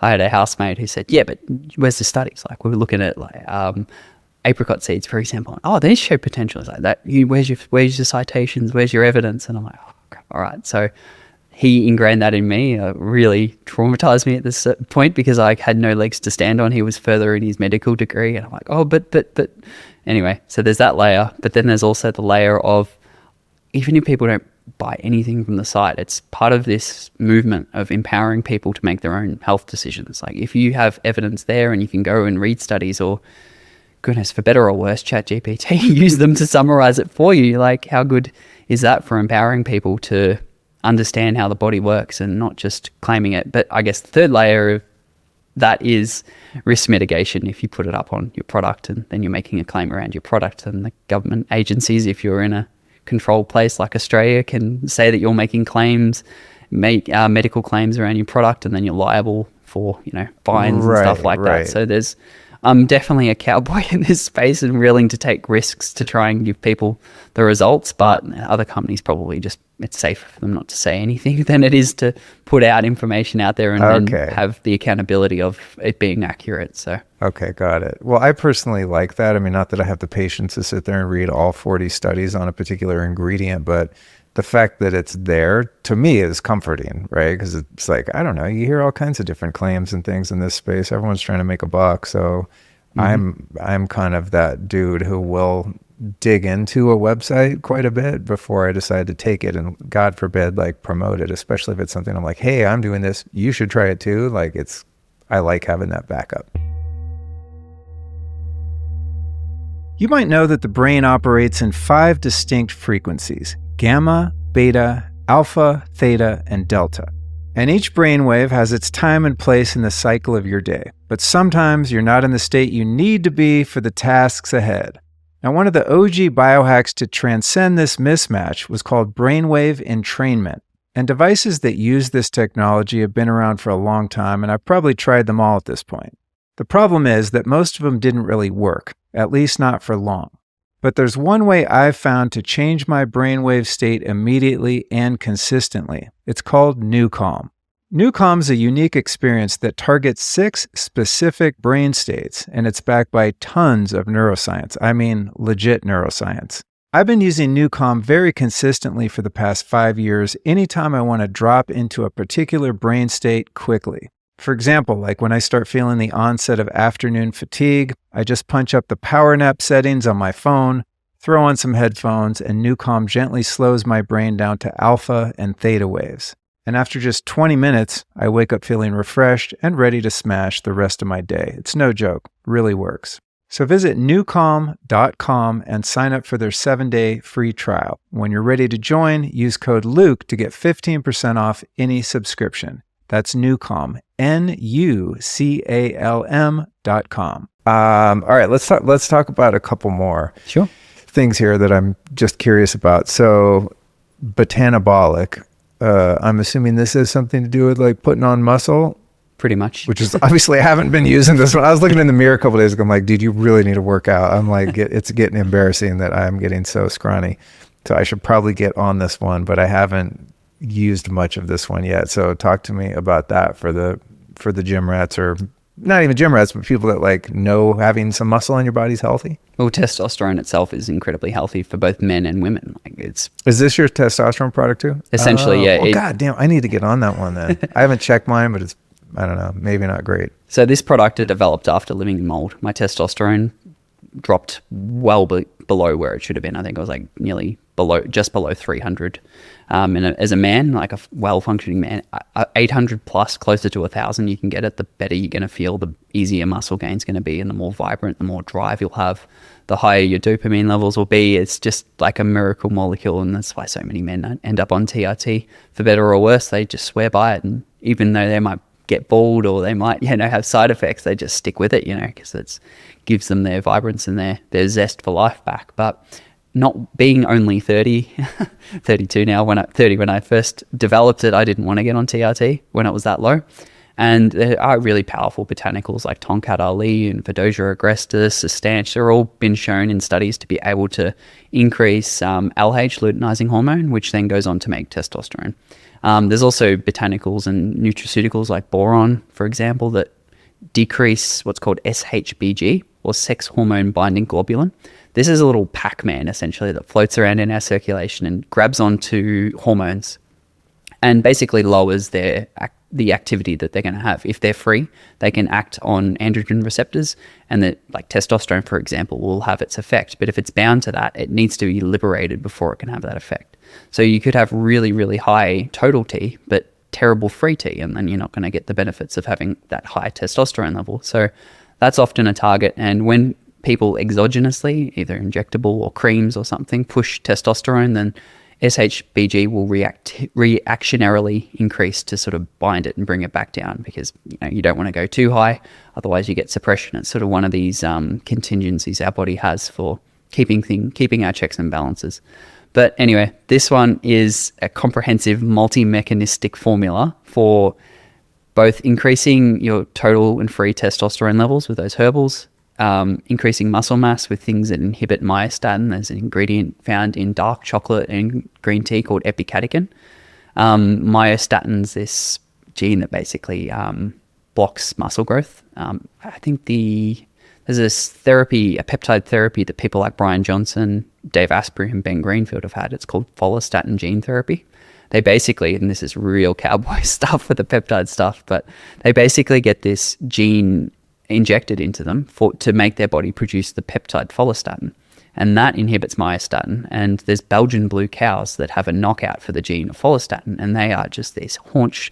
Really? Yeah, they're huge. Even whippet. They've done it on whippets and greyhounds and knocked out that gene, and they just look like big Ronnie Coleman looking bulls, or Arnold Schwarzenegger in his prime looking greyhounds. So it's insane what you can do with that one gene. And like Dave's physique has significantly improved since having that therapy. Brian Johnson did it for longevity reasons and to preserve muscle mass. And when I was talking to Ben last year, he just done it and was like, man, I put on like 11 pounds of muscle and not even really worked out. So as a longevity thing, it's really cool. The only negative, I guess, I have to that is it's kind of like a gene therapy, and that's a bit of one of these gray area things that ethically I'm like, do I support gene therapy when I was so anti the agenda, or do I look at the technology and see how it's being positively applied versus negatively? And I guess cancer vaccines fall into that thing. Like initially my gut reaction is hell to the nah, but then maybe, it might be able to bring in some gene therapy that reactivates one of the genes that's, deactivated from cancer, and that might be very beneficial. So my approach to naturopathy, to natural medicine, to functional medicine is just let's bring all the things together that work. Let's use our discernment to make sure they're safe, make sure there's not going to be any risks or any complications with using it. And that can be from everywhere. It can be from medicine. It can be things like low-dose naltrexone. It can be lithium orotate. It can be cholestyramine or ivermectin. All these things, if they work and are safe, then let's use them. And peptides, I believe, fit in perfectly with that. I could just make naturopathic products and have no risk of compliance or government sort of cutting the legs out from underneath me. But the peptides will make the naturopathics work so much faster. Like with the GI repair, 4 peptides in that, combined with the tributyrin, combined with quercetin and zinc L-carnosine, all those 3, if you didn't have the peptides, would work, but probably would take you months to get to the goal at which taking that product would probably give you within 2 to 3 weeks. So they are accelerants. There's no peptides in the botanabolic, but the ingredients in it are these really highly concentrated extracts. And there's also things that you'd find in like horny goatweeds, this fantastic herb that's been used for, I think I was a kid when I was walking through the supermarkets with my family and noticed it and had a laugh at what it was called. It's been in the supplement space for 30 years, but now you've got these new era ingredients like icarin, which is the extract. It's like 0.2% of the whole herb is icarin, but that particular molecule is the exact same PDE5 mechanism of Viagra and Cialis. So if you cut out the 99% of the horny goatweed that doesn't have that effect, super concentrate the icarin, expand the dose of it, then you're going to have similar effects to a pharmaceutical from something naturally found. And that's why that's where I see the future of medicine going, is these next generation nutraceuticals and extracts from botanicals and peptides. So yeah, this one, I guess it's got maybe 4 or 5 mechanisms for boosting your vitality as a man. I dig that that philosophy though, because I always feel a little bit weird about taking synthetics. I mean, there are things I have my NAD patch that's not like from an herb, you know what I mean? So I do them, but I always just, I think, intuitively gravitate toward compounds that are derived from nature, even if they're, extracted a million times. So that you're still you're getting more of something in a smaller package, but it's not something that's totally foreign to the body. So exactly right. I dig that approach. Okay, couple things I want to ask you. What's your opinion on liver cleansing? These gallbladder flushes. Have you done that? Do you believe in the efficacy of that as a semi-regular practice? I'm asking because I've done a couple in the past few months, and I used your liver complex and your TUDCA in conjunction with those, and I feel like I got really great results. So what's your take on that practice? And then talk to me about how you do liver support and why it's important. Well, the liver cleansers, that using things like, I think it's a castor oil and Epsom salt. Epsom salts, yeah. You're doing like you're taking like malic acid, apple juice or tart cherry juice for a week and starting to eat mostly plants and things like that, limiting fats. And then, on the final day or night, you drink like a huge glass of Epsom salt, and I think it's tasty. My wife hates it. You have this, no, not the Epsom salt, I'm sorry. You do the Epsom salts and you open the bile ducts, right? And then the drink you make is a shit ton of olive oil with like grapefruit juice and whatnot. Personally, I like the drink, like the lemon and olive oil, but a normal person would not. So that's what I'm referring to. Yeah. Having never personally done that, I won't speak to the efficacy of that. Mechanistically, I can see how that would work. As you said, opening up the bile ducts, honestly reducing the burden on the liver by just having minimal amount of other things coming in, overburdening it.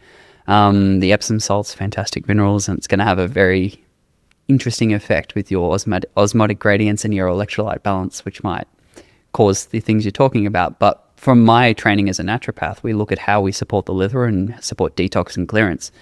And this gets back to Mr. Left Brain science over here is I want to support phase 1, phase 2, and phase 3 detoxification. Phase 3 is the lesser known one. That's also known as elimination or drainage, and they're like supporting bile, that's supporting bowel movements, that's supporting sweating. That's all part of your elimination and making sure that your drainage pathways are open with things like rebounding, sauna, making sure your bile duct is flowing, you don't have thick bile. That's really important. And I believe majority of the benefit you'll get from a liver cleanse is actually just getting the bile to flow and really kind of like almost if you had blocked pipes in your house and you got a high pressure hose and you're just like flushing it out to, allow everything to move out quickly. That's sort of what TUDCA does and bile salts do.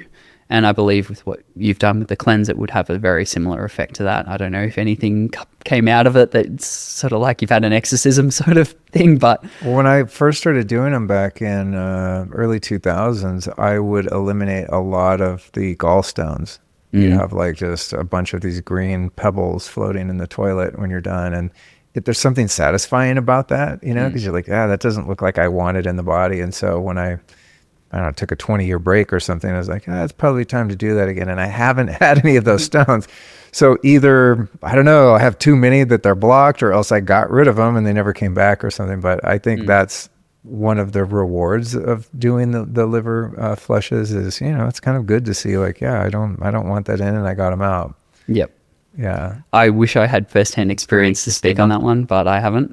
The only intense one I've done are the mucoid plaque cleansers. I think it's called a Zen cleanse or something that.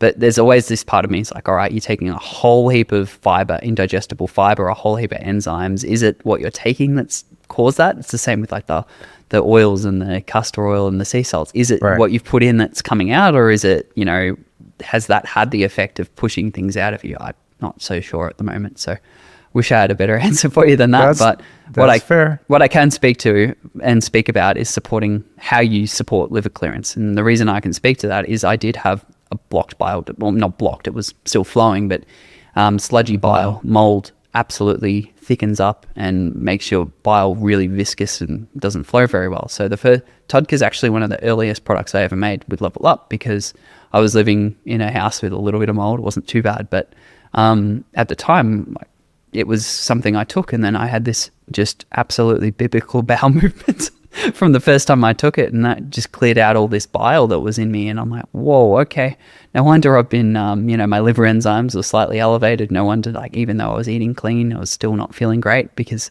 the mold clogged it up, and the TUDCA just flushed out the pipes of the bile and the bile duct. And you can feel pretty bad when you do that the first time, because gut bacteria, like our own cells, don't particularly like toxins, especially when you dump them all out in one mighty movement. So it's called a Herxheimer reaction. Often when you do things like antimicrobials, you experience that too, but bile has an antimicrobial action in and of itself, plus the toxins really annoy your healthy bacteria. So you can definitely get a Herxheimer reaction to it. And since then, I've made a half strength for people who are really chemically sensitive and have a high toxic burden. But that's how the TUDCA works. There's also, they're called choleretics and cholagogues. They're naturopathy, things that increase the production of bile and also the increased bile flow. Things like globe artichoke, any of the digestive bitters really help with that too. And anything that helps with bile flow is really going to take a lot of the burden off of the liver. You might still need to support phase 2, which is sort of upstream of the elimination, by having things like glycine, by having things like NAC and glutathione. They're all going to support phase 2. There's 6 ways in which the body, this is the beautiful thing about the human design, is there's 6 contingencies for how your body clears out toxins. It's not like all of them are dependent on glutathione or all of them are dependent on glucuronidation. There's 6 of them. And it's only really when you overburden your body so much that you might end up overburdened on all of those pathways. So the way I formulated the liver complex is to support every one of our 6, they're called conjugation pathways, which is the way that the body binds to toxins and then eliminates them for removal. So yeah, supporting that. Phase 1 is not often something I feel like people have to support.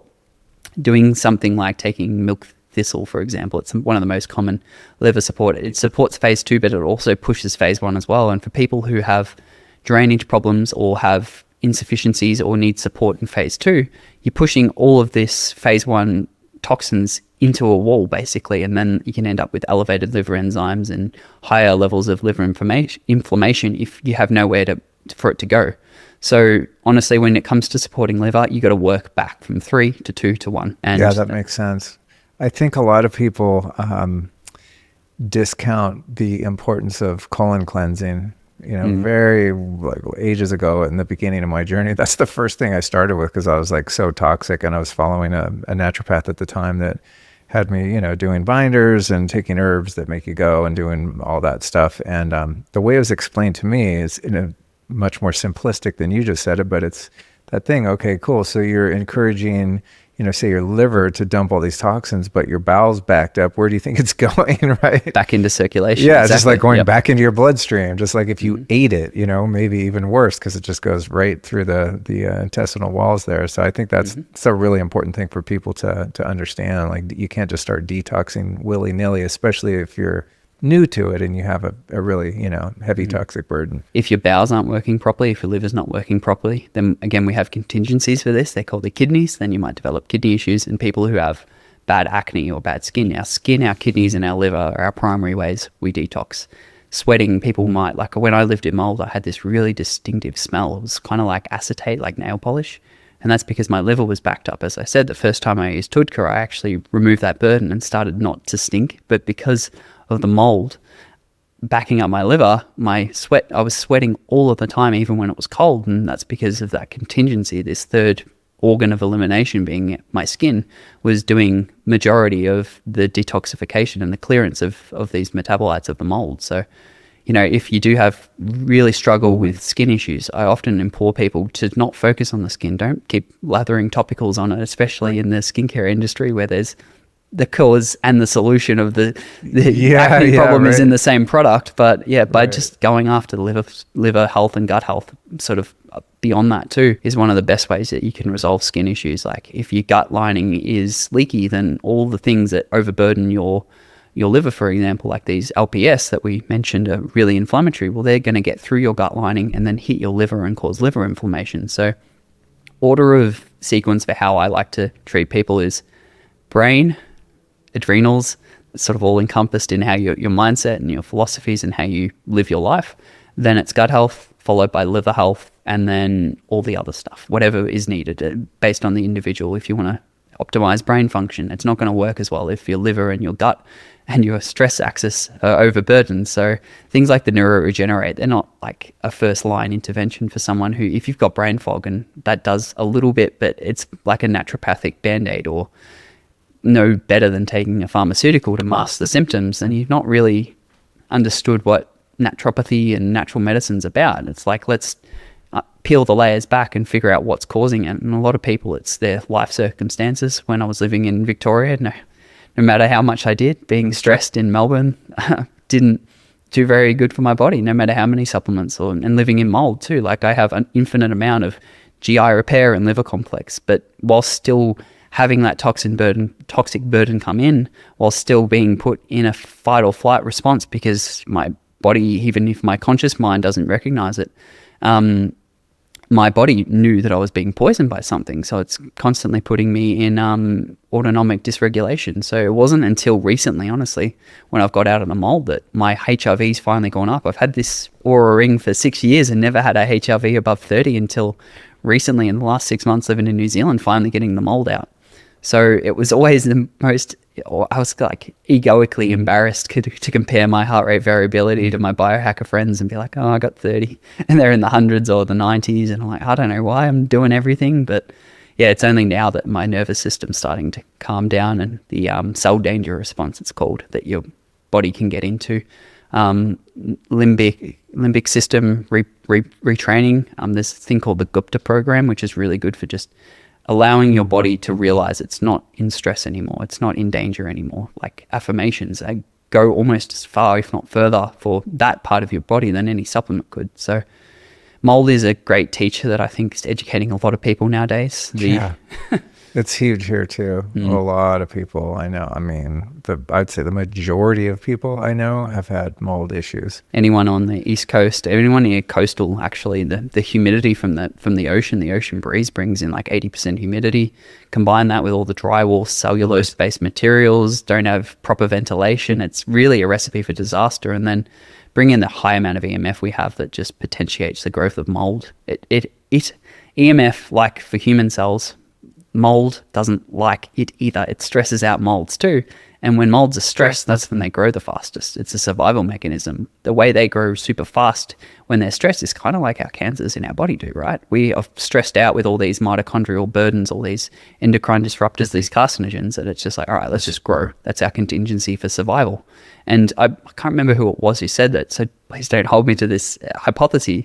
But if we didn't develop the cancer, then I believe they were saying that we'd probably die off sooner than, because of the necrosis or whatever tissue that it affected, there'd just be nothing left because of the burden of it. So, it's one of these things, like, we really need to focus on detoxification. This is why this product and Todka are super critical to people's health. Like, we can throw as much urolithin A and NAD and all the precursors to help the mitochondria, but if you've got things gunking up the machinery, making you really inefficient in your energy production, then they're not going to, or they will work provided you're taking them. If you stop taking them, then you just back to your baseline. So detoxification, heavy metal removal, microplastics are another huge one at the moment too. So those... Oh, talk to me about microplastics, because the show I recorded before you arrived today, one of the listener questions was how to detox microplastics. And I just kind of went through, the things that I know about general detox, assuming that those would be caught, taking zeolite and, taking saunas and doing all the things. What can you say?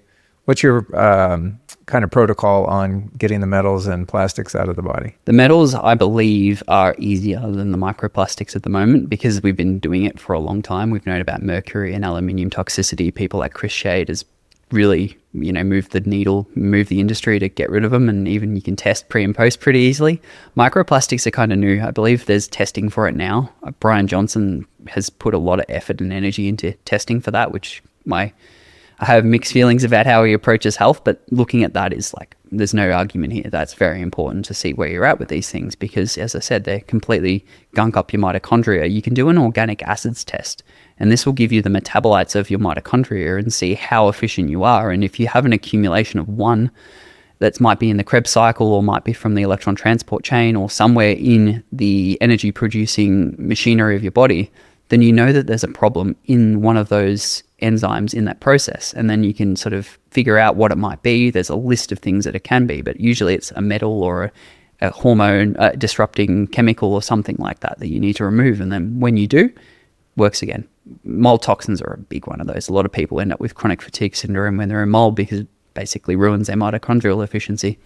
But microplastics, why they're a problem, they embed within our cell membranes and basically create... People don't like seed oils because the oxidized oils from these seed oils basically embed in your membranes too and make your membranes more susceptible to inflammation.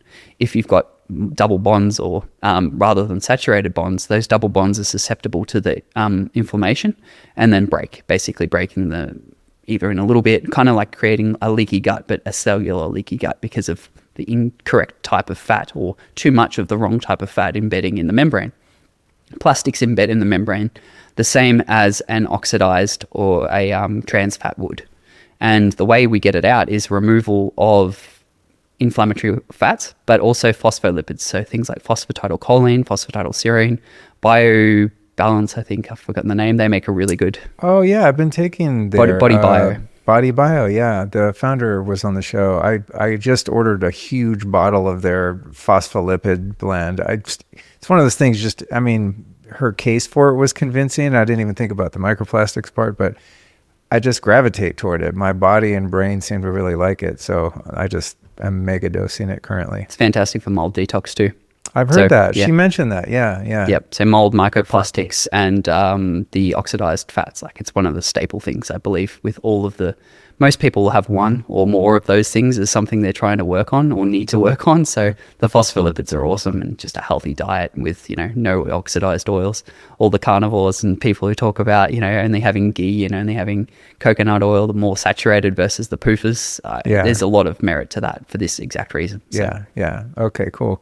What else do I want to ask you? Oh, let's talk. You touched a bit on gut, right? I mean, this is like thankfully a trending topic over the past few years of leaky gut and gut permeability and all these things, the glyphosate issue. So it's like almost, I feel like it's tired, but you have come up with something super novel with the BPC 157 and specifically your GI repair. And as I mentioned earlier, selfishly, I always want to talk about the things that are going to serve me. No, I'm just kidding. But hopefully the audience, but it's been a pesky kind of issue for me for a long time. I just feel like I've overcome so many issues in the past that are just gone. And, digestion and gut health is just one that's never been perfect, steady improvement. But I did notice a massive difference from whatever the freak you did in your gut formula. And I was like, okay. And how I can tell that it's working is I'll go off the rails and eat something that I know like is going to agitate my gut, and then it will, and then I can fix it super fast. So it's been kind of like my cheat code when I'm, going out to a restaurant, eating some crappy food or something, just because I don't want to be neurotic and too controlling. So I let myself live a little, and I'm like, here it comes. And then my digestion will be off, and whatever you're doing seems to really help. Yeah, well, the reason why gut issues are often so difficult to combat is we have a tennis court in size worth of our gut lining. There's so much of it, and it's only one cell thick. Like our intestinal layer is a semi-permeable membrane. It needs to be permeable to let proteins in and minerals, and there's transporters embedded within it too, but it's huge. And just, if you have gut inflammation, 80% of our immune system's harbored around in what's called the GALT. That hangs around that single cell lining of our gut to basically clean up any inflammatory things, any bacteria that cross, any undigested proteins or proteins that have got through our leaky gut. It's like, these shouldn't be in here, let's clean them up. So a lot of people who have subclinical or clinical permeability of their gut end up with an immune response. And if it's really, really, really bad, I believe that's one of the major origins of autoimmune disease, is these things are crossing our barriers so readily that our body's like, whoa, what's going on here? We need to figure out what it is. Let's mount an immune response to something. And it finds an undigested protein, be it egg, be it something, chicken, whatever your food sensitivity is, develops an immune reaction to it, a memory to this protein, but via this process known as molecular mimicry, it looks like something else in your body, be it gluten and thyroid are pretty linked. If someone's got gluten issues or thyroid autoimmunity, it's often triggered by gluten.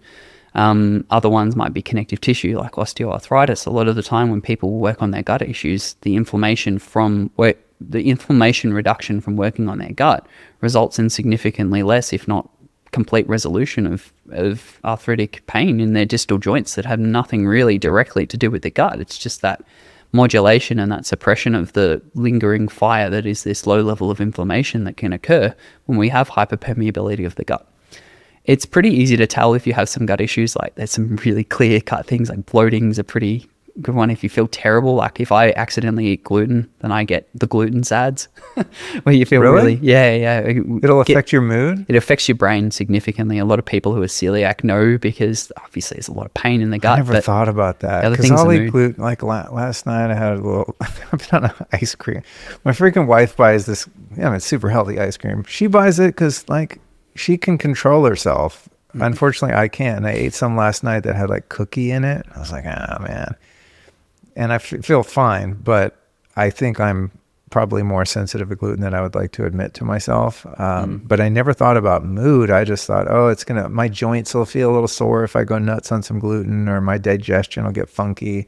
But I never thought about the mood part of it, like bringing on kind of depression, anxiety, things like that. Yeah, absolutely. Well, God damn it. I mean, it depends on your sensitivity. It's so tasty. To it. It is. And it's like, gluten never used to really be a problem. It's usually because gluten and glyphosate tend to piggyback on each other. They use it as a desiccant on wheat, which is one of the primary sources of it. It's not the only one, but majority of the wheats have gluten in it. They use it to kill off the crops, basically to make them all harvested at the same time, rather than, this lot's ready, we'll just naturally do it. It's a lazy but effective way of farming. And as a desiccant, it's like it's used right before it's harvested, and they don't often wash it off.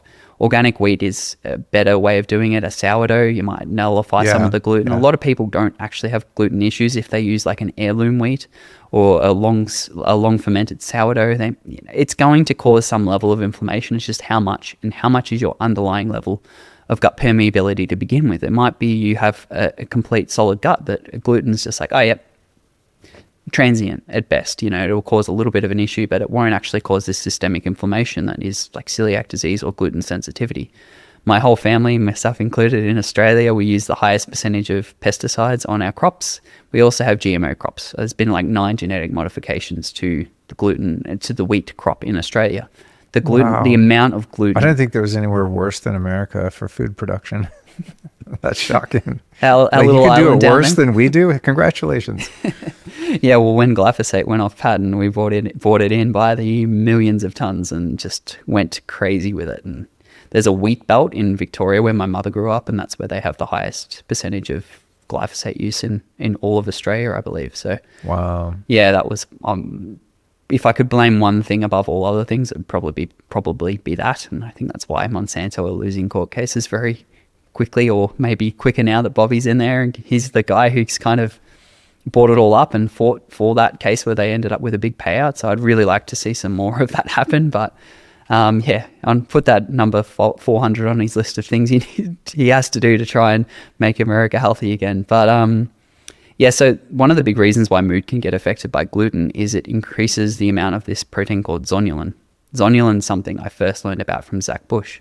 His product Ion Biome helps reduce zonulin, but there's also a peptide called lorazepatide, which is an antagonist to it. So it basically, an antagonist is something that's going to bind to a receptor in the body in place of something else. So if you have zonulin coming in and basically causing permeability, by taking this lorazepatide, which has been studied for celiac disease, it will prevent the zonulin from binding to the cell of your gut and causing the permeability. It's a permeation. It increases permeability of your gut, and we do need some level of it. But honestly, like leaky gut is just too much of it. There's a Velcro-like structure between our cells of our gut, and zonulin basically opens the Velcro, normally to let food and protein in, but too much of it will just have it wide open and all manner of things can come through, and then that's when we have an immune response and we have bacterial lipopolysaccharide, undigested protein, all of the things that are in your lumen can then enter circulation and cause problems. But the zonulin doesn't end there. It does get into circulation, and this is where it can cause what's called blood-brain barrier hyperpermeability, or leaky brain. And that's a problem for obviously mood. You're going to have the inflammatory things crossing the blood-brain barrier, which this is sacred that we have this thing. Our brain should not have metals. It shouldn't have bacterial contaminants entering it and causing neuroinflammation. And a lot of the neuroinflammatory conditions are caused by the gut. It's the gut-brain connection, right? Is what we do to our gut will then, via zonulin, increase the permeability of our blood-brain barrier, and it's meant to not let many things through for good reason. It's a very fatty tissue. It's very dense in mitochondria. It's very amazing, but also fragile to those toxins. And a lot of the ASD and ADHDs and Alzheimer's, autism, dementia, all of that, I believe, is because of the combination of metals and toxins that bioaccumulate in the fatty tissue that is your brain, but also wouldn't get through if it wasn't for this hyperpermeability in the gut that then goes on to create this blood-brain barrier hyperpermeability.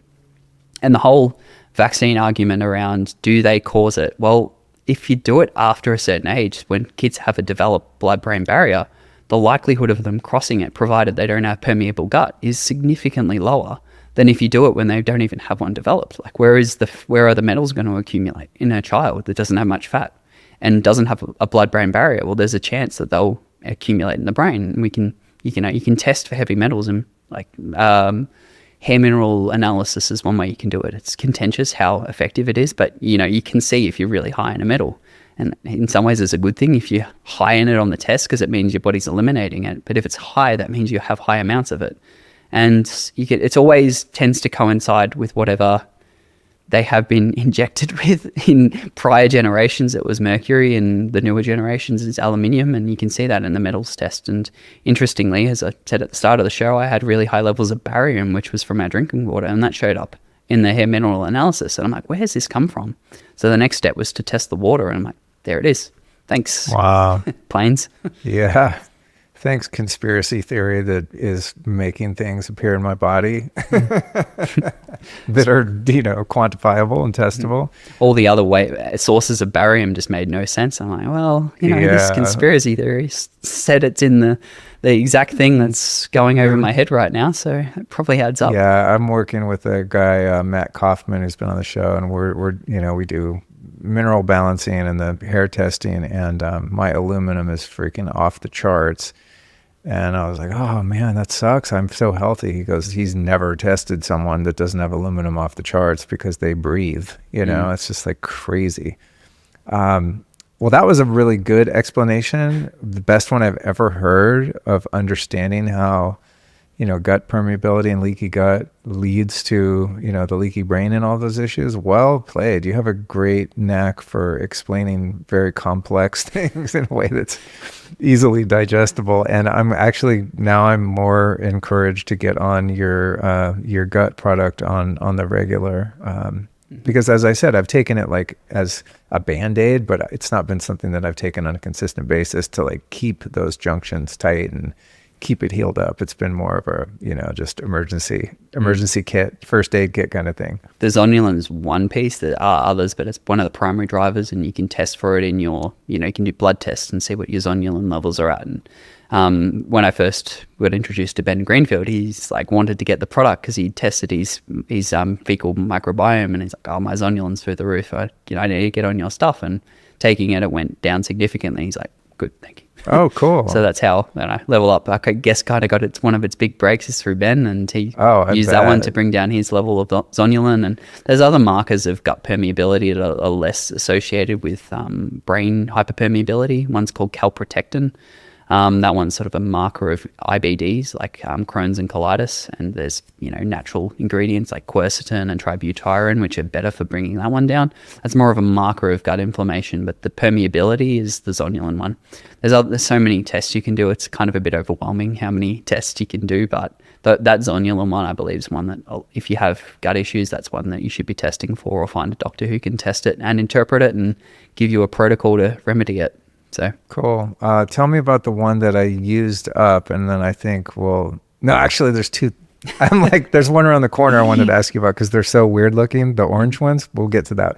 But the one that I burned through very quickly was the histamine one. What's it called? Histaresist. Histaresist, yeah, because there's a lot of allergies here in Texas, and my wife's had a really hard time with the cedar here, as many people do, and now I hate to admit it, but I think I do too, because I notice when the pollen count gets really high here, like my eyes kind of hurt and I feel like I can't think straight. Mm-hmm. And I didn't know what it was. And unfortunately, I think it has something to do with that. And, people will recommend, take quercetin or this and that. I never really noticed anything helps, but I noticed that one, and my wife as well noticed that yours really helped. And I burned through it so fast, I didn't really look at what was in it. But it was effective. Yeah. So there's basically 3 ways that you can clear excessive histamine from your body. You can support your own body's enzyme that breaks down histamine. It's called diamine oxidase, or DAO. Not 5-MeO? Huh? Not 5-MeO-DMT? Not In fact, I think if you take it when you get high histamine, you don't have a particularly good time, which is interesting. When I was first trying, it's not 5-MeO, but when I was trying psilocybin, I was in mold and I had a very, very bad time. Really? Because of the neuroinflammation of the mold, which increases histamine significantly. So mold's a huge driver of mast cell activation syndrome, MCAS it's called. But people who don't have that full mast cell activation syndrome can still just have histamine seasonal allergies. And basically, so if you're having like a mold illness, or you have crazy high histamines from allergies or something, psychedelics maybe not a great idea during that time? Maybe not, because I had high levels of neuroinflammation, as I spoke about before. Interesting. If gluten, I need to talk about, I mentioned gluten and glyphosate and how that causes permeability of the gut. Well, nothing causes permeability of the gut more than mycotoxins. If they're punching holes in it, then mycotoxins are like a knife ripping through it. They're that bad for gut health that I don't really know many things that would cause gut permeability faster than exposure to mold. So really? Honestly, mold has been the hardest thing for me to overcome personally, and it wasn't until I removed myself that I was able to get out of it. But anyway, Histaresist was formed, basically created as my life jacket to wear when I was living in mold, because we had histamine issues. If I ate an avocado, if I had slow cooked meats, I would just bloat and puffy everywhere, and it would look like I'd, walk through a forest full of flowers and been just coated in pollen. It was that bad. There's photos of me from back in the day looking like a chipmunk from the histamines, but it was just because of living in mold. But even if you don't, like, everyone has different genetic susceptibility to histamine. How much there are genes that code in your body that make that DAO enzyme. And that's the primary way. I think it accounts for like 60 to 80% of our clearance of histamine through that one enzyme. And the reason Historesist works, and there's other products that do it as well, but you can provide the active enzyme in supplement. You can provide DAO2. It comes from porcine, pancreas extract. So a lot of the histamine healing, reducing products that are out there on the market would use kidney extract. Sorry, kidney not.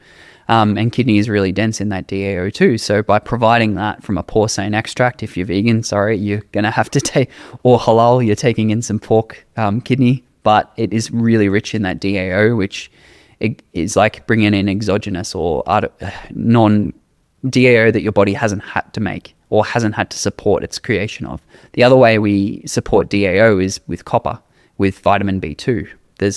It's like a biochemical pathway that requires cofactor nutrients, and if you're low in copper, then your DAO enzyme is not going to work sufficiently. So that's another reason why I think copper is an important mineral, but everything in balance. There's other ways that our body can clear it, and then there is preventing us reaching that threshold in which our mast cells, which are the primary immune cell that releases histamine, we can lower their threshold in which they do this process called degranulation. And degranulation is when our body releases histamine. Using the quercetin that you mentioned, or the quercetin, however you want to pronounce it, that's one way that you can stabilize these mast cells. There's other ingredients, there's like black seed oil. There's a form that I like to use, and I think the reason it works better than other ones is we use a form called EMIQ, which is enzymatically modified isoquercetin. It's a new era supplement ingredient that has like 40 times the bioavailability of quercetin. Quercetin is like really low, but if you've got gut issues, that's good. There's certain times where you don't want things to absorb well. And if your histamine is around in your gut, in your lumen, then that low bioavailability is great because it's just going to work on your gut. But when it comes to systemic issues from pollens, like you breathe it in through your nose and it gets systemic, then having an EMIQ. We're talking about pollens, honey. You walk through at the great time. Listen up. So histamines, mast cells, all that stuff.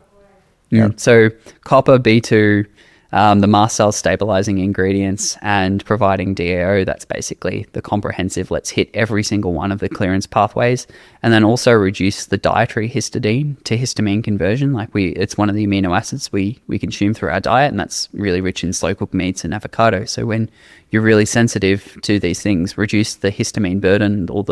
Even reheated meats are a lot higher in the histidine and dietary histamine too. Yeah. If you've got that threshold, you're noticing it from pollen, and then you start to eat some brisket that's been slow cooked and left in the fridge overnight, you'll probably react to it. And a lot of people, brisket and avocado together, try it if you don't want to have a good time. Oh shit. Yeah. How about bone broth? I've heard bone broth is really, and sauerkraut, like fermented foods. Is that a fact? 100%. These are really nourishing ingredients if you don't have this histamine issue. Otherwise, if you do, then I don't want to fearmonger. It's like, environmentally caused. It's not really anything you need to do. It's just lower the threshold for these mast cells to degranulate with these naturopathic ingredients, and the DAO2 to clear it out from your lumen so you don't end up with this systemic reaction. A lot of people, like last year at KetoCon, when we were there, we sold a whole lot of the Historesist because people would go out and have their briskets and man, I love my meat, but I'm reacting. And I'd say, take this beforehand. It'll reduce your threshold for mast cell degranulation and histamine issues. And the next day they came back and gave me a hug. Like, I didn't react. Well, great. Cool. That's the histamine piece, right? So, and then the other thing that the carnivore people run into is fat malabsorption, because it's how dense in fat the carnivore diet can be. So using a bile acid like the TUDCA or ox bile supports the absorption and absorption of the fats and breakdown of fats too. So those two products are really good. What's the timing on taking TUDCA or like the liver? What's it called? Liver complex? Yeah. Would you take those before or after you eat? Or Probably. apart from food? Let me think. Is there anything in there that would... You could take them before. It would probably be best to take them before, Because especially... I usually take bitters and things that, HCl every once in a while, and I usually take that before. Yep, they're great for increasing the enzymes and increasing the acid. But when it comes to absorption of the fats, it's better to probably take them before you have the fats come in. They're already there, primed, ready to work. Okay. You can bring them in reactionarily. It would probably just take, half an hour or so to get where it needs to be. The same with the liver complex. That one, interestingly, you take that around sauna and it helps with the bile flow. Sauna's supporting one of the elimination methods through the skin and through sweating, whilst you support through the bile, like you're doing a 2-for-1 sort of combo by supporting with Tudka and NAC if you want to support the liver at the same time, or bile, liver, and skin are all being supported. That's like a really... I'm going to try that. You know what would be cool is taking those before the sauna and then taking a big dose of zeolite afterward, kind of the push-catch kind of theory, right? I dig it. I love this shit, dude. We've been here for a while now. You're using a lot of energy, so I appreciate your time. But the last thing, I think, this is my famous last words, that it's the last thing, is this longevity 5-amino 1-MQ. Your shit is all like so scientific, but when I opened this, I was like, oh, well, that's cool. They use like a bright orange, for those watching, a bright orange capsule. That's interesting. And then I realized, no, it's the stuff inside. So this one kind of caught my attention. And this one, without reading anything, just the ingredients, this one looks like some mitochondria sort of situation. Why is it orange? And tell me what the ingredients do in that one. Well, the primary active... I promise I'll let you go. It's all good. The primary ingredient in that one's the 5-amino 1-MQ, which is a small molecule, not a peptide, but it has peptide-like effects. It inhibits the enzyme that breaks down NAD called NNMT. Oh, you were talking about this earlier. Okay, and it is very vibrant red in color. That's why it's orange, because the red has been diluted by the white ingredients that are in it, which is the NR and the NMN.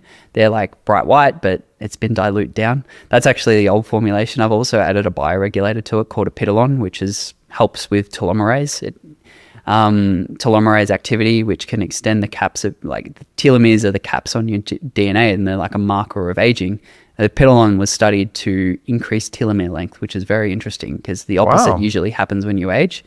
So apidolon's really good for that. But the other thing that 5-amino 1-MQ is really good for doing, like boosting NAD levels, is fantastic for weight loss. And a lot of people have really found that it has helped their metabolism sort of boot it up. So, I spoke about earlier how important mitochondrial function is, and making sure you got efficiencies in the Krebs cycle and in the electron transport chain. Well, the reason why NAD is so good is it directly feeds hydrogen ions into the electron transport chain. It's like complex 1 to 5. That's really complicated biochemistry. Methylene blue supports that. That's why I really like that ingredient.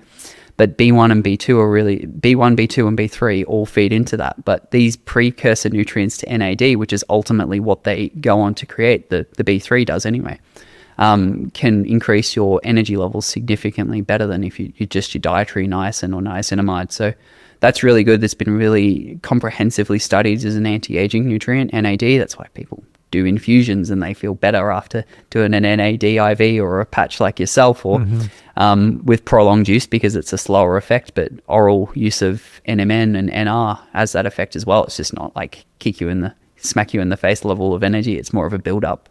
And quercetin, fisetin, and apigenin are all inhibitors of an enzyme called CD38.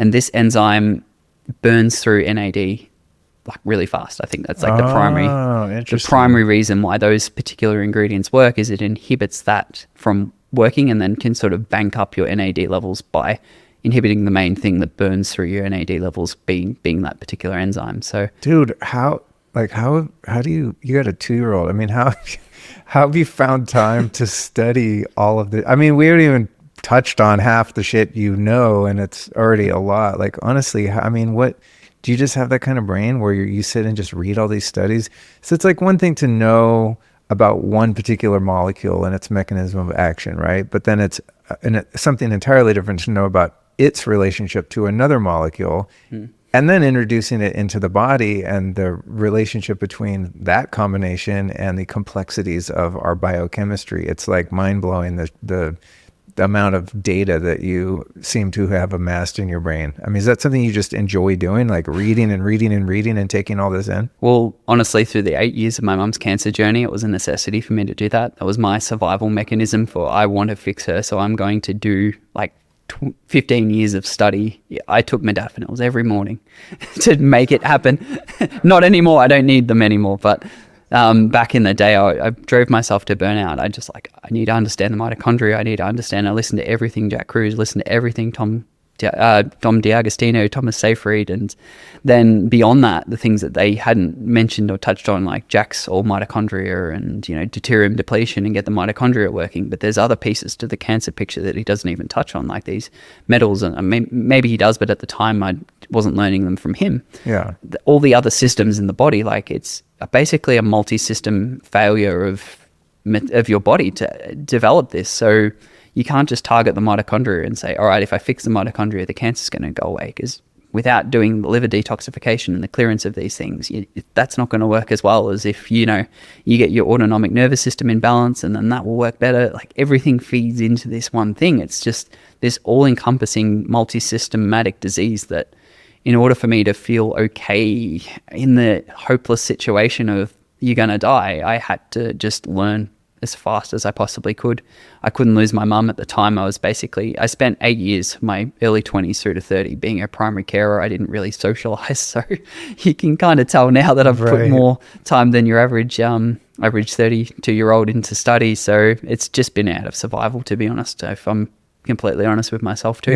Yeah. Ultimately, losing her sense. sucked, but the silver lining to it all is I have all this knowledge now to put into these products and to help people beyond the products with lifestyle and totally life advice, and honestly just minimizing the burden that our bodies have to take, be that from not putting toxic skincare on, be that from educating about water filters, be that educating for the right sauna to use and all the binders, like things beyond the scope of Level Up. Like my purpose now is to prevent anyone getting to the stage that my mum was at, where it's like you really have to work so hard to claw it back. It's almost impossible to claw it back from when you're in that state. And when you put in this nervous system state of, I'm going to die, it's like a self-fulfilling prophecy if you believe it. And unfortunately, my mum just believed it. She'd seen it happen, and for better or worse, like she couldn't overcome that mental block that the doctor put in her. So by using peptides, kind of like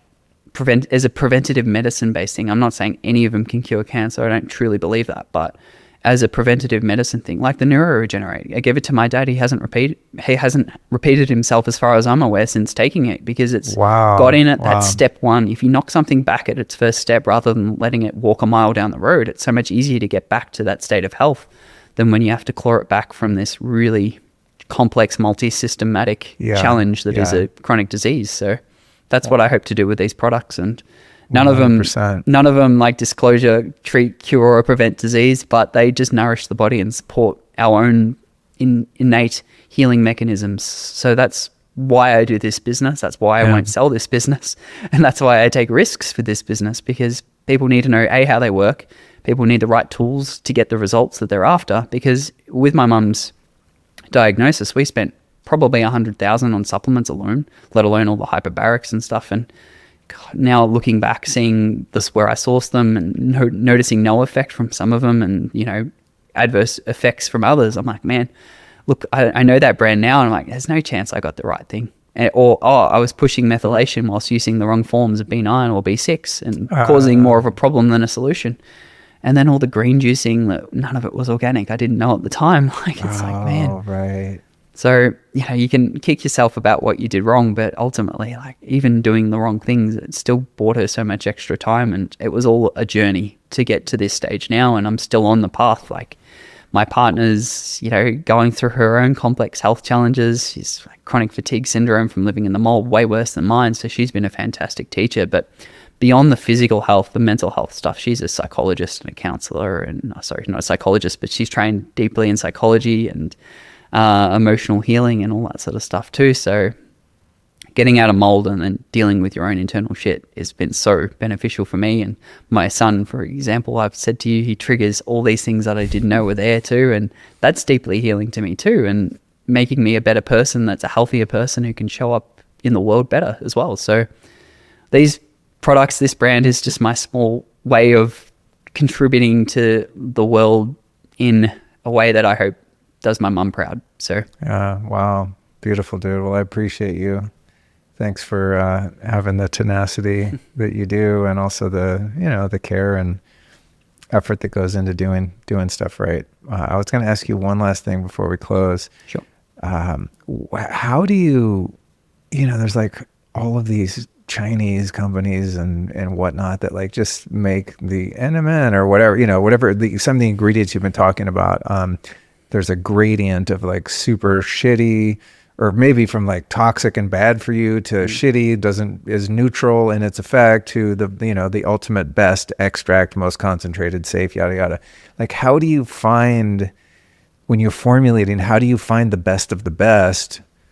What's that process look like? If you want to put these 5 ingredients that are synergistic in one particular product, how do you source and vet each one of those to make sure that it's the most efficacious and safe? It's very hard to do right. It sounds like it's a pain in the ass. That's why I'm asking. It is. It absolutely is. It's very hard. I mean, if you just right. took one of these and you're like, I got to get the best of each one of these. Like, it would be hard, but you're very ingredient heavy. So I'm really curious what that process. I'll keep it as simple as possible with Tudka, for example. You can get different purities of it, and you present it from your manufacturer, or maybe your manufacturer doesn't give you those opportunities as a company, but usually presented with, hey, we have this purity for this much, or we have like an 80% purity for like 30% less, and you can still market it as Tudka and the exact same as this, but it only be at 80% purity and the rest is like has no Tudka. It's called Udka, or it might be just deoxycholic acid, which is taurine and the urso group not attached to it. So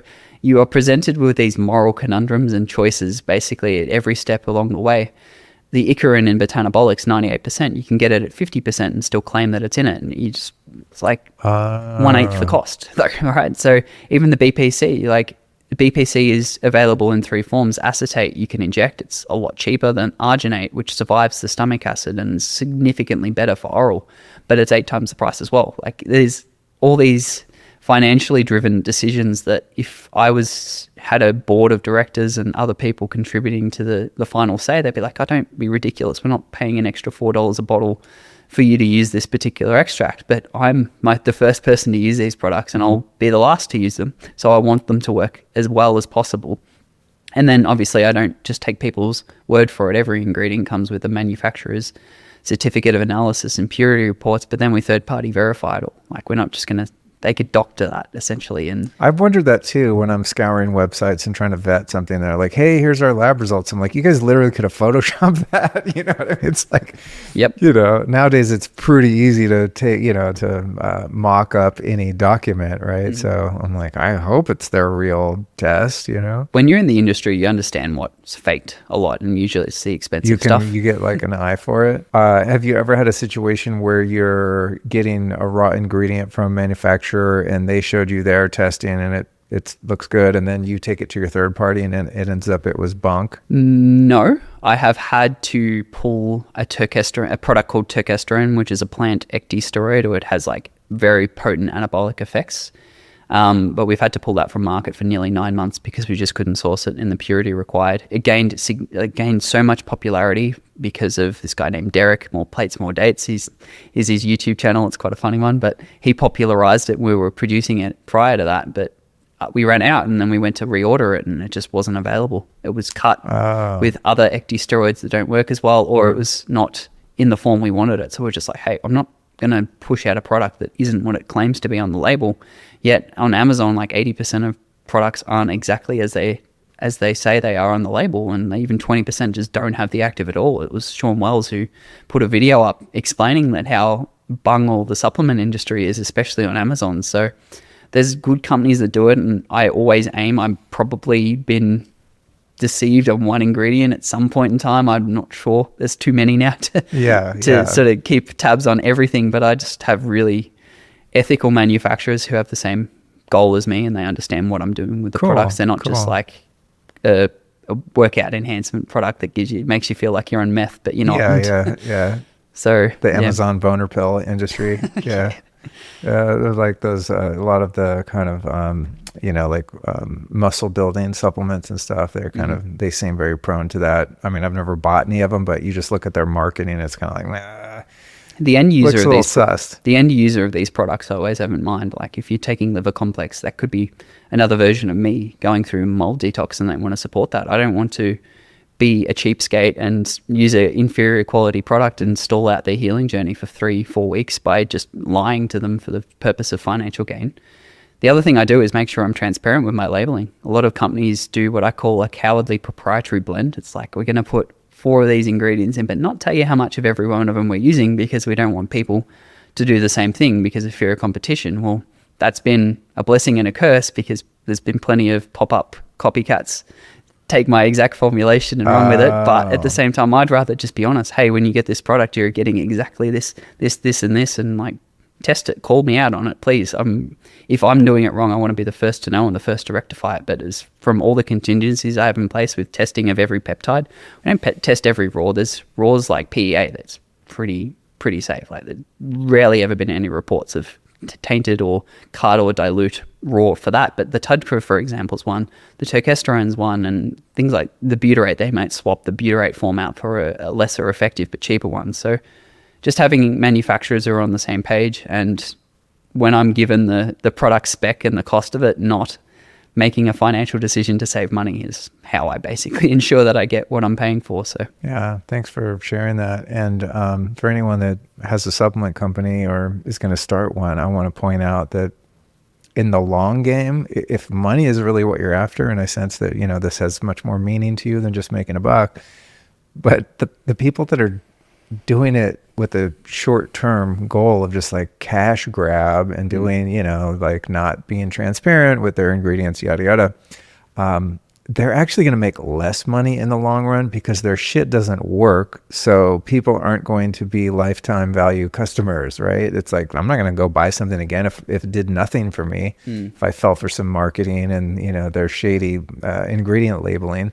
If I come across your brand and I take it and it actually works and does something, even if it costs more, someone else is copying it or whatever, you got me for life because it works. I'm always going to want to use that as long as I need it, right? So it's, I think it's like so stupid that some human beings are wired that way, where they're going to take a quick $10 right now when they could have $1,000 in the long term if they just had the bare minimum of integrity. 100% agree. So congratulations on figuring that out. If you want to make money, man, you want customers that enjoy your product forever, not just for the next week, and they order it once on Amazon and you made your, quick buck and they're gone. It's just dumb anyway. So in my nutrition degree, we weren't even taught the differences in B vitamin forms. Like, there's 3 different forms of B3. There's like 3 different forms of B12, and all of them have different efficacies and different uses. Like cyanocobalamin, cyanide, and cobalamin, not particularly useful. Methylfolate versus folic acid, completely different in their benefits and their effects, and genetics come into it big time. You can cause harm with folic acid versus folate. Methylfolate is the type that your body uses. But then if you like business advice to a budding entrepreneur trying to start a business, if your manufacturer is not giving you the options of, hey, look, I see you want to use like vitamin B9, you've just listed B9. What specific form do you want to use? What food grade, medical grade, or pharmaceutical grade? If you're not given those options when you're formulating, you're probably just being given the cheaper variety, and they're making more money off you, because manufacturing is a whole circus of an industry as well. There's plenty of people in it to make a buck themselves without the risk of owning the business. And for those who don't know better, it's like, great, I managed to make this product for $3 and I can sell it for $100. Amazing. But it shouldn't cost $3 if it's done right. It should cost like $30 or $40. That's the difference between these products. They do cost a lot of money to make. So they are going to cost a fair bit on the other end, but hopefully the results you get mean that you don't need to keep taking them more than once or twice a year at most. GI repair is an interventional thing. Bring it in, fix your gut, and take it out. Please don't stay on it forever. You don't, unless you have IBD or something that means you need to be on it longer. Botanabolic should bring your testosterone levels back up, and if you choose to stay on it because you like how it feels, great, that's your choice. It's not like a drug or a pharmaceutical that you get put on it and this is the rest of your life now. These are just, let's bring back homeostasis, let's bring back balance, and then remove it and see how you feel. And that's every product I have in the range is the same thing. Wow, I love it. You're dope, man. Thank you so much for coming Thanks, Luke. by. My last question is this: who have been 3 teachers or teachings that have influenced your life and made you who you are today? The first, I'll tip my hat to your friend Jack Cruz. I've never met him yet, but he taught me so much about mitochondria that a lot of these, if not the products, but the mechanisms for how they work and how the mitochondria works is through his very complex and deep scientific understanding. So a lot of my nerd comes from his blogs and how detailed, almost to the point of I can't keep up with this, but how detailed he is with the mechanisms and the science. So that's one teacher. The second would be my first boss after I finished my nutrition degree. He was a hyperbaric oxygen facility director. His name's Malcolm. I don't think I've publicly given a hat tip to him, but he was very formative. He humbled me. He made me realize that I'm not this hotshot who knows everything. These people in here with cancers, Lyme disease, you need to go so much further and beyond what you've been taught for your university degree. Look into all these things. He had this website. I think the government in Australia made him pull it down, but it was like honestly an encyclopedia of ingredients. He taught me about peptides. He brought peptides into the clinic that I was working at, and that's how I got my start in the business, is basically through him. So he's been a fantastic teacher, and despite all the hardships of running a business in Australia with the regulations and being sued himself and targeted and run through the mud like Pete Evans had in Australia, he's continued to be on that mission to help people with hyperbaric, and that's just one tool. That's his tool, the main thing he does, but even that's being like questioned, whereas here, like, people can buy them at home, and a lot of people are doing that. That's the risk, and like I really have a lot of admiration for him continuing despite the adversity. And the third would probably, maybe I'll just say Ben. His book, his work through all the years. He was the first podcast I found, which ultimately led me to yours, and led me to ones like Dave Asprey's. But he was the first. I don't know how I got into Ben's stuff, but he would have been one teacher for sure. He's now a good friend as well. So I'm really happy to say I've learned a lot from Ben too. Yep. I mean, I've found out about so many things that I've applied in my life from listening to Ben's podcast. Mm-hmm. I mean, sometimes he's really into the fitness stuff, so I usually skip those episodes. I'm not off doing a Spartan race or anything anytime soon, but he's got a really good sniffer for the latest and greatest, and Dave too, especially in the beginning when I got into some of this stuff, man. I was like, oh my god, there's just so many cool things out there, and guys like that do a really great job of bringing fringe ideas and inventions to the mainstream, which is super important. As you were saying earlier, the supply and demand thing, right? It's like so many of these, devices and things like that are so freaking expensive, or different compounds, supplements, etc. The only reason is not enough people know about them, right? If there was enough demand, the manufacturing costs would go down, and then it wouldn't be like a rich person's game, which it shouldn't be. Like, health should be something that everyone has access to. So perfect example would be like Siete chips or some of these non-seed oil chips. There was like no availability like 10 years ago for these things, and now one got bought out for over $1 billion. Like, look at that demand. Yeah, every supermarket or grocery store, as you call it in America, has them now. So that's like evidence of the change that we want to see with consumerism driving demand. So can I sneak in a fourth teacher? Yeah, dude. Yeah, go nuts. Dr. Evan Brand. If he ever watches this. Evan Brand. Yeah, he's been on the show. Thank you for the education on mold. Without his work, like when I am in a problem in a situation, it's just my desire to get out of it as fast as possible. I like mainline, just hook me up to all the information I possibly could. And I reckon I digested probably a year's worth of his content in 3 or 4 months. And he gave me all the information and all the tools to develop products that help, with histamine and with mold issues, but B, to figure out how to test for it and how to remediate it for it. And he's continuing to do good work. And I often feel like in the health space, he kind of flies under the radar a bit compared to other people, but the information he provides and his persistence with providing that information is very admirable, and I have a lot of respect for him. Likewise, great guy, real sweet guy. Yeah, he came on the show when I was like a nobody, and he was kind of big in the scene, and it was like he was a big, it was like a big get, as we say, right at that time. He had a podcast that I think does he still have a podcast? Yeah, I haven't listened to him, but I used to listen to his podcast a lot and got a lot out of that, and he's a very, very smart guy and also heart-centered dude. So that's a great shout out. Thanks for that. All right, dude. Well, we did it. We nailed it. Another episode of the Lifestylist Podcast in the can, as we say. Thank you so much. Thanks, Luke. Thanks, everyone. you.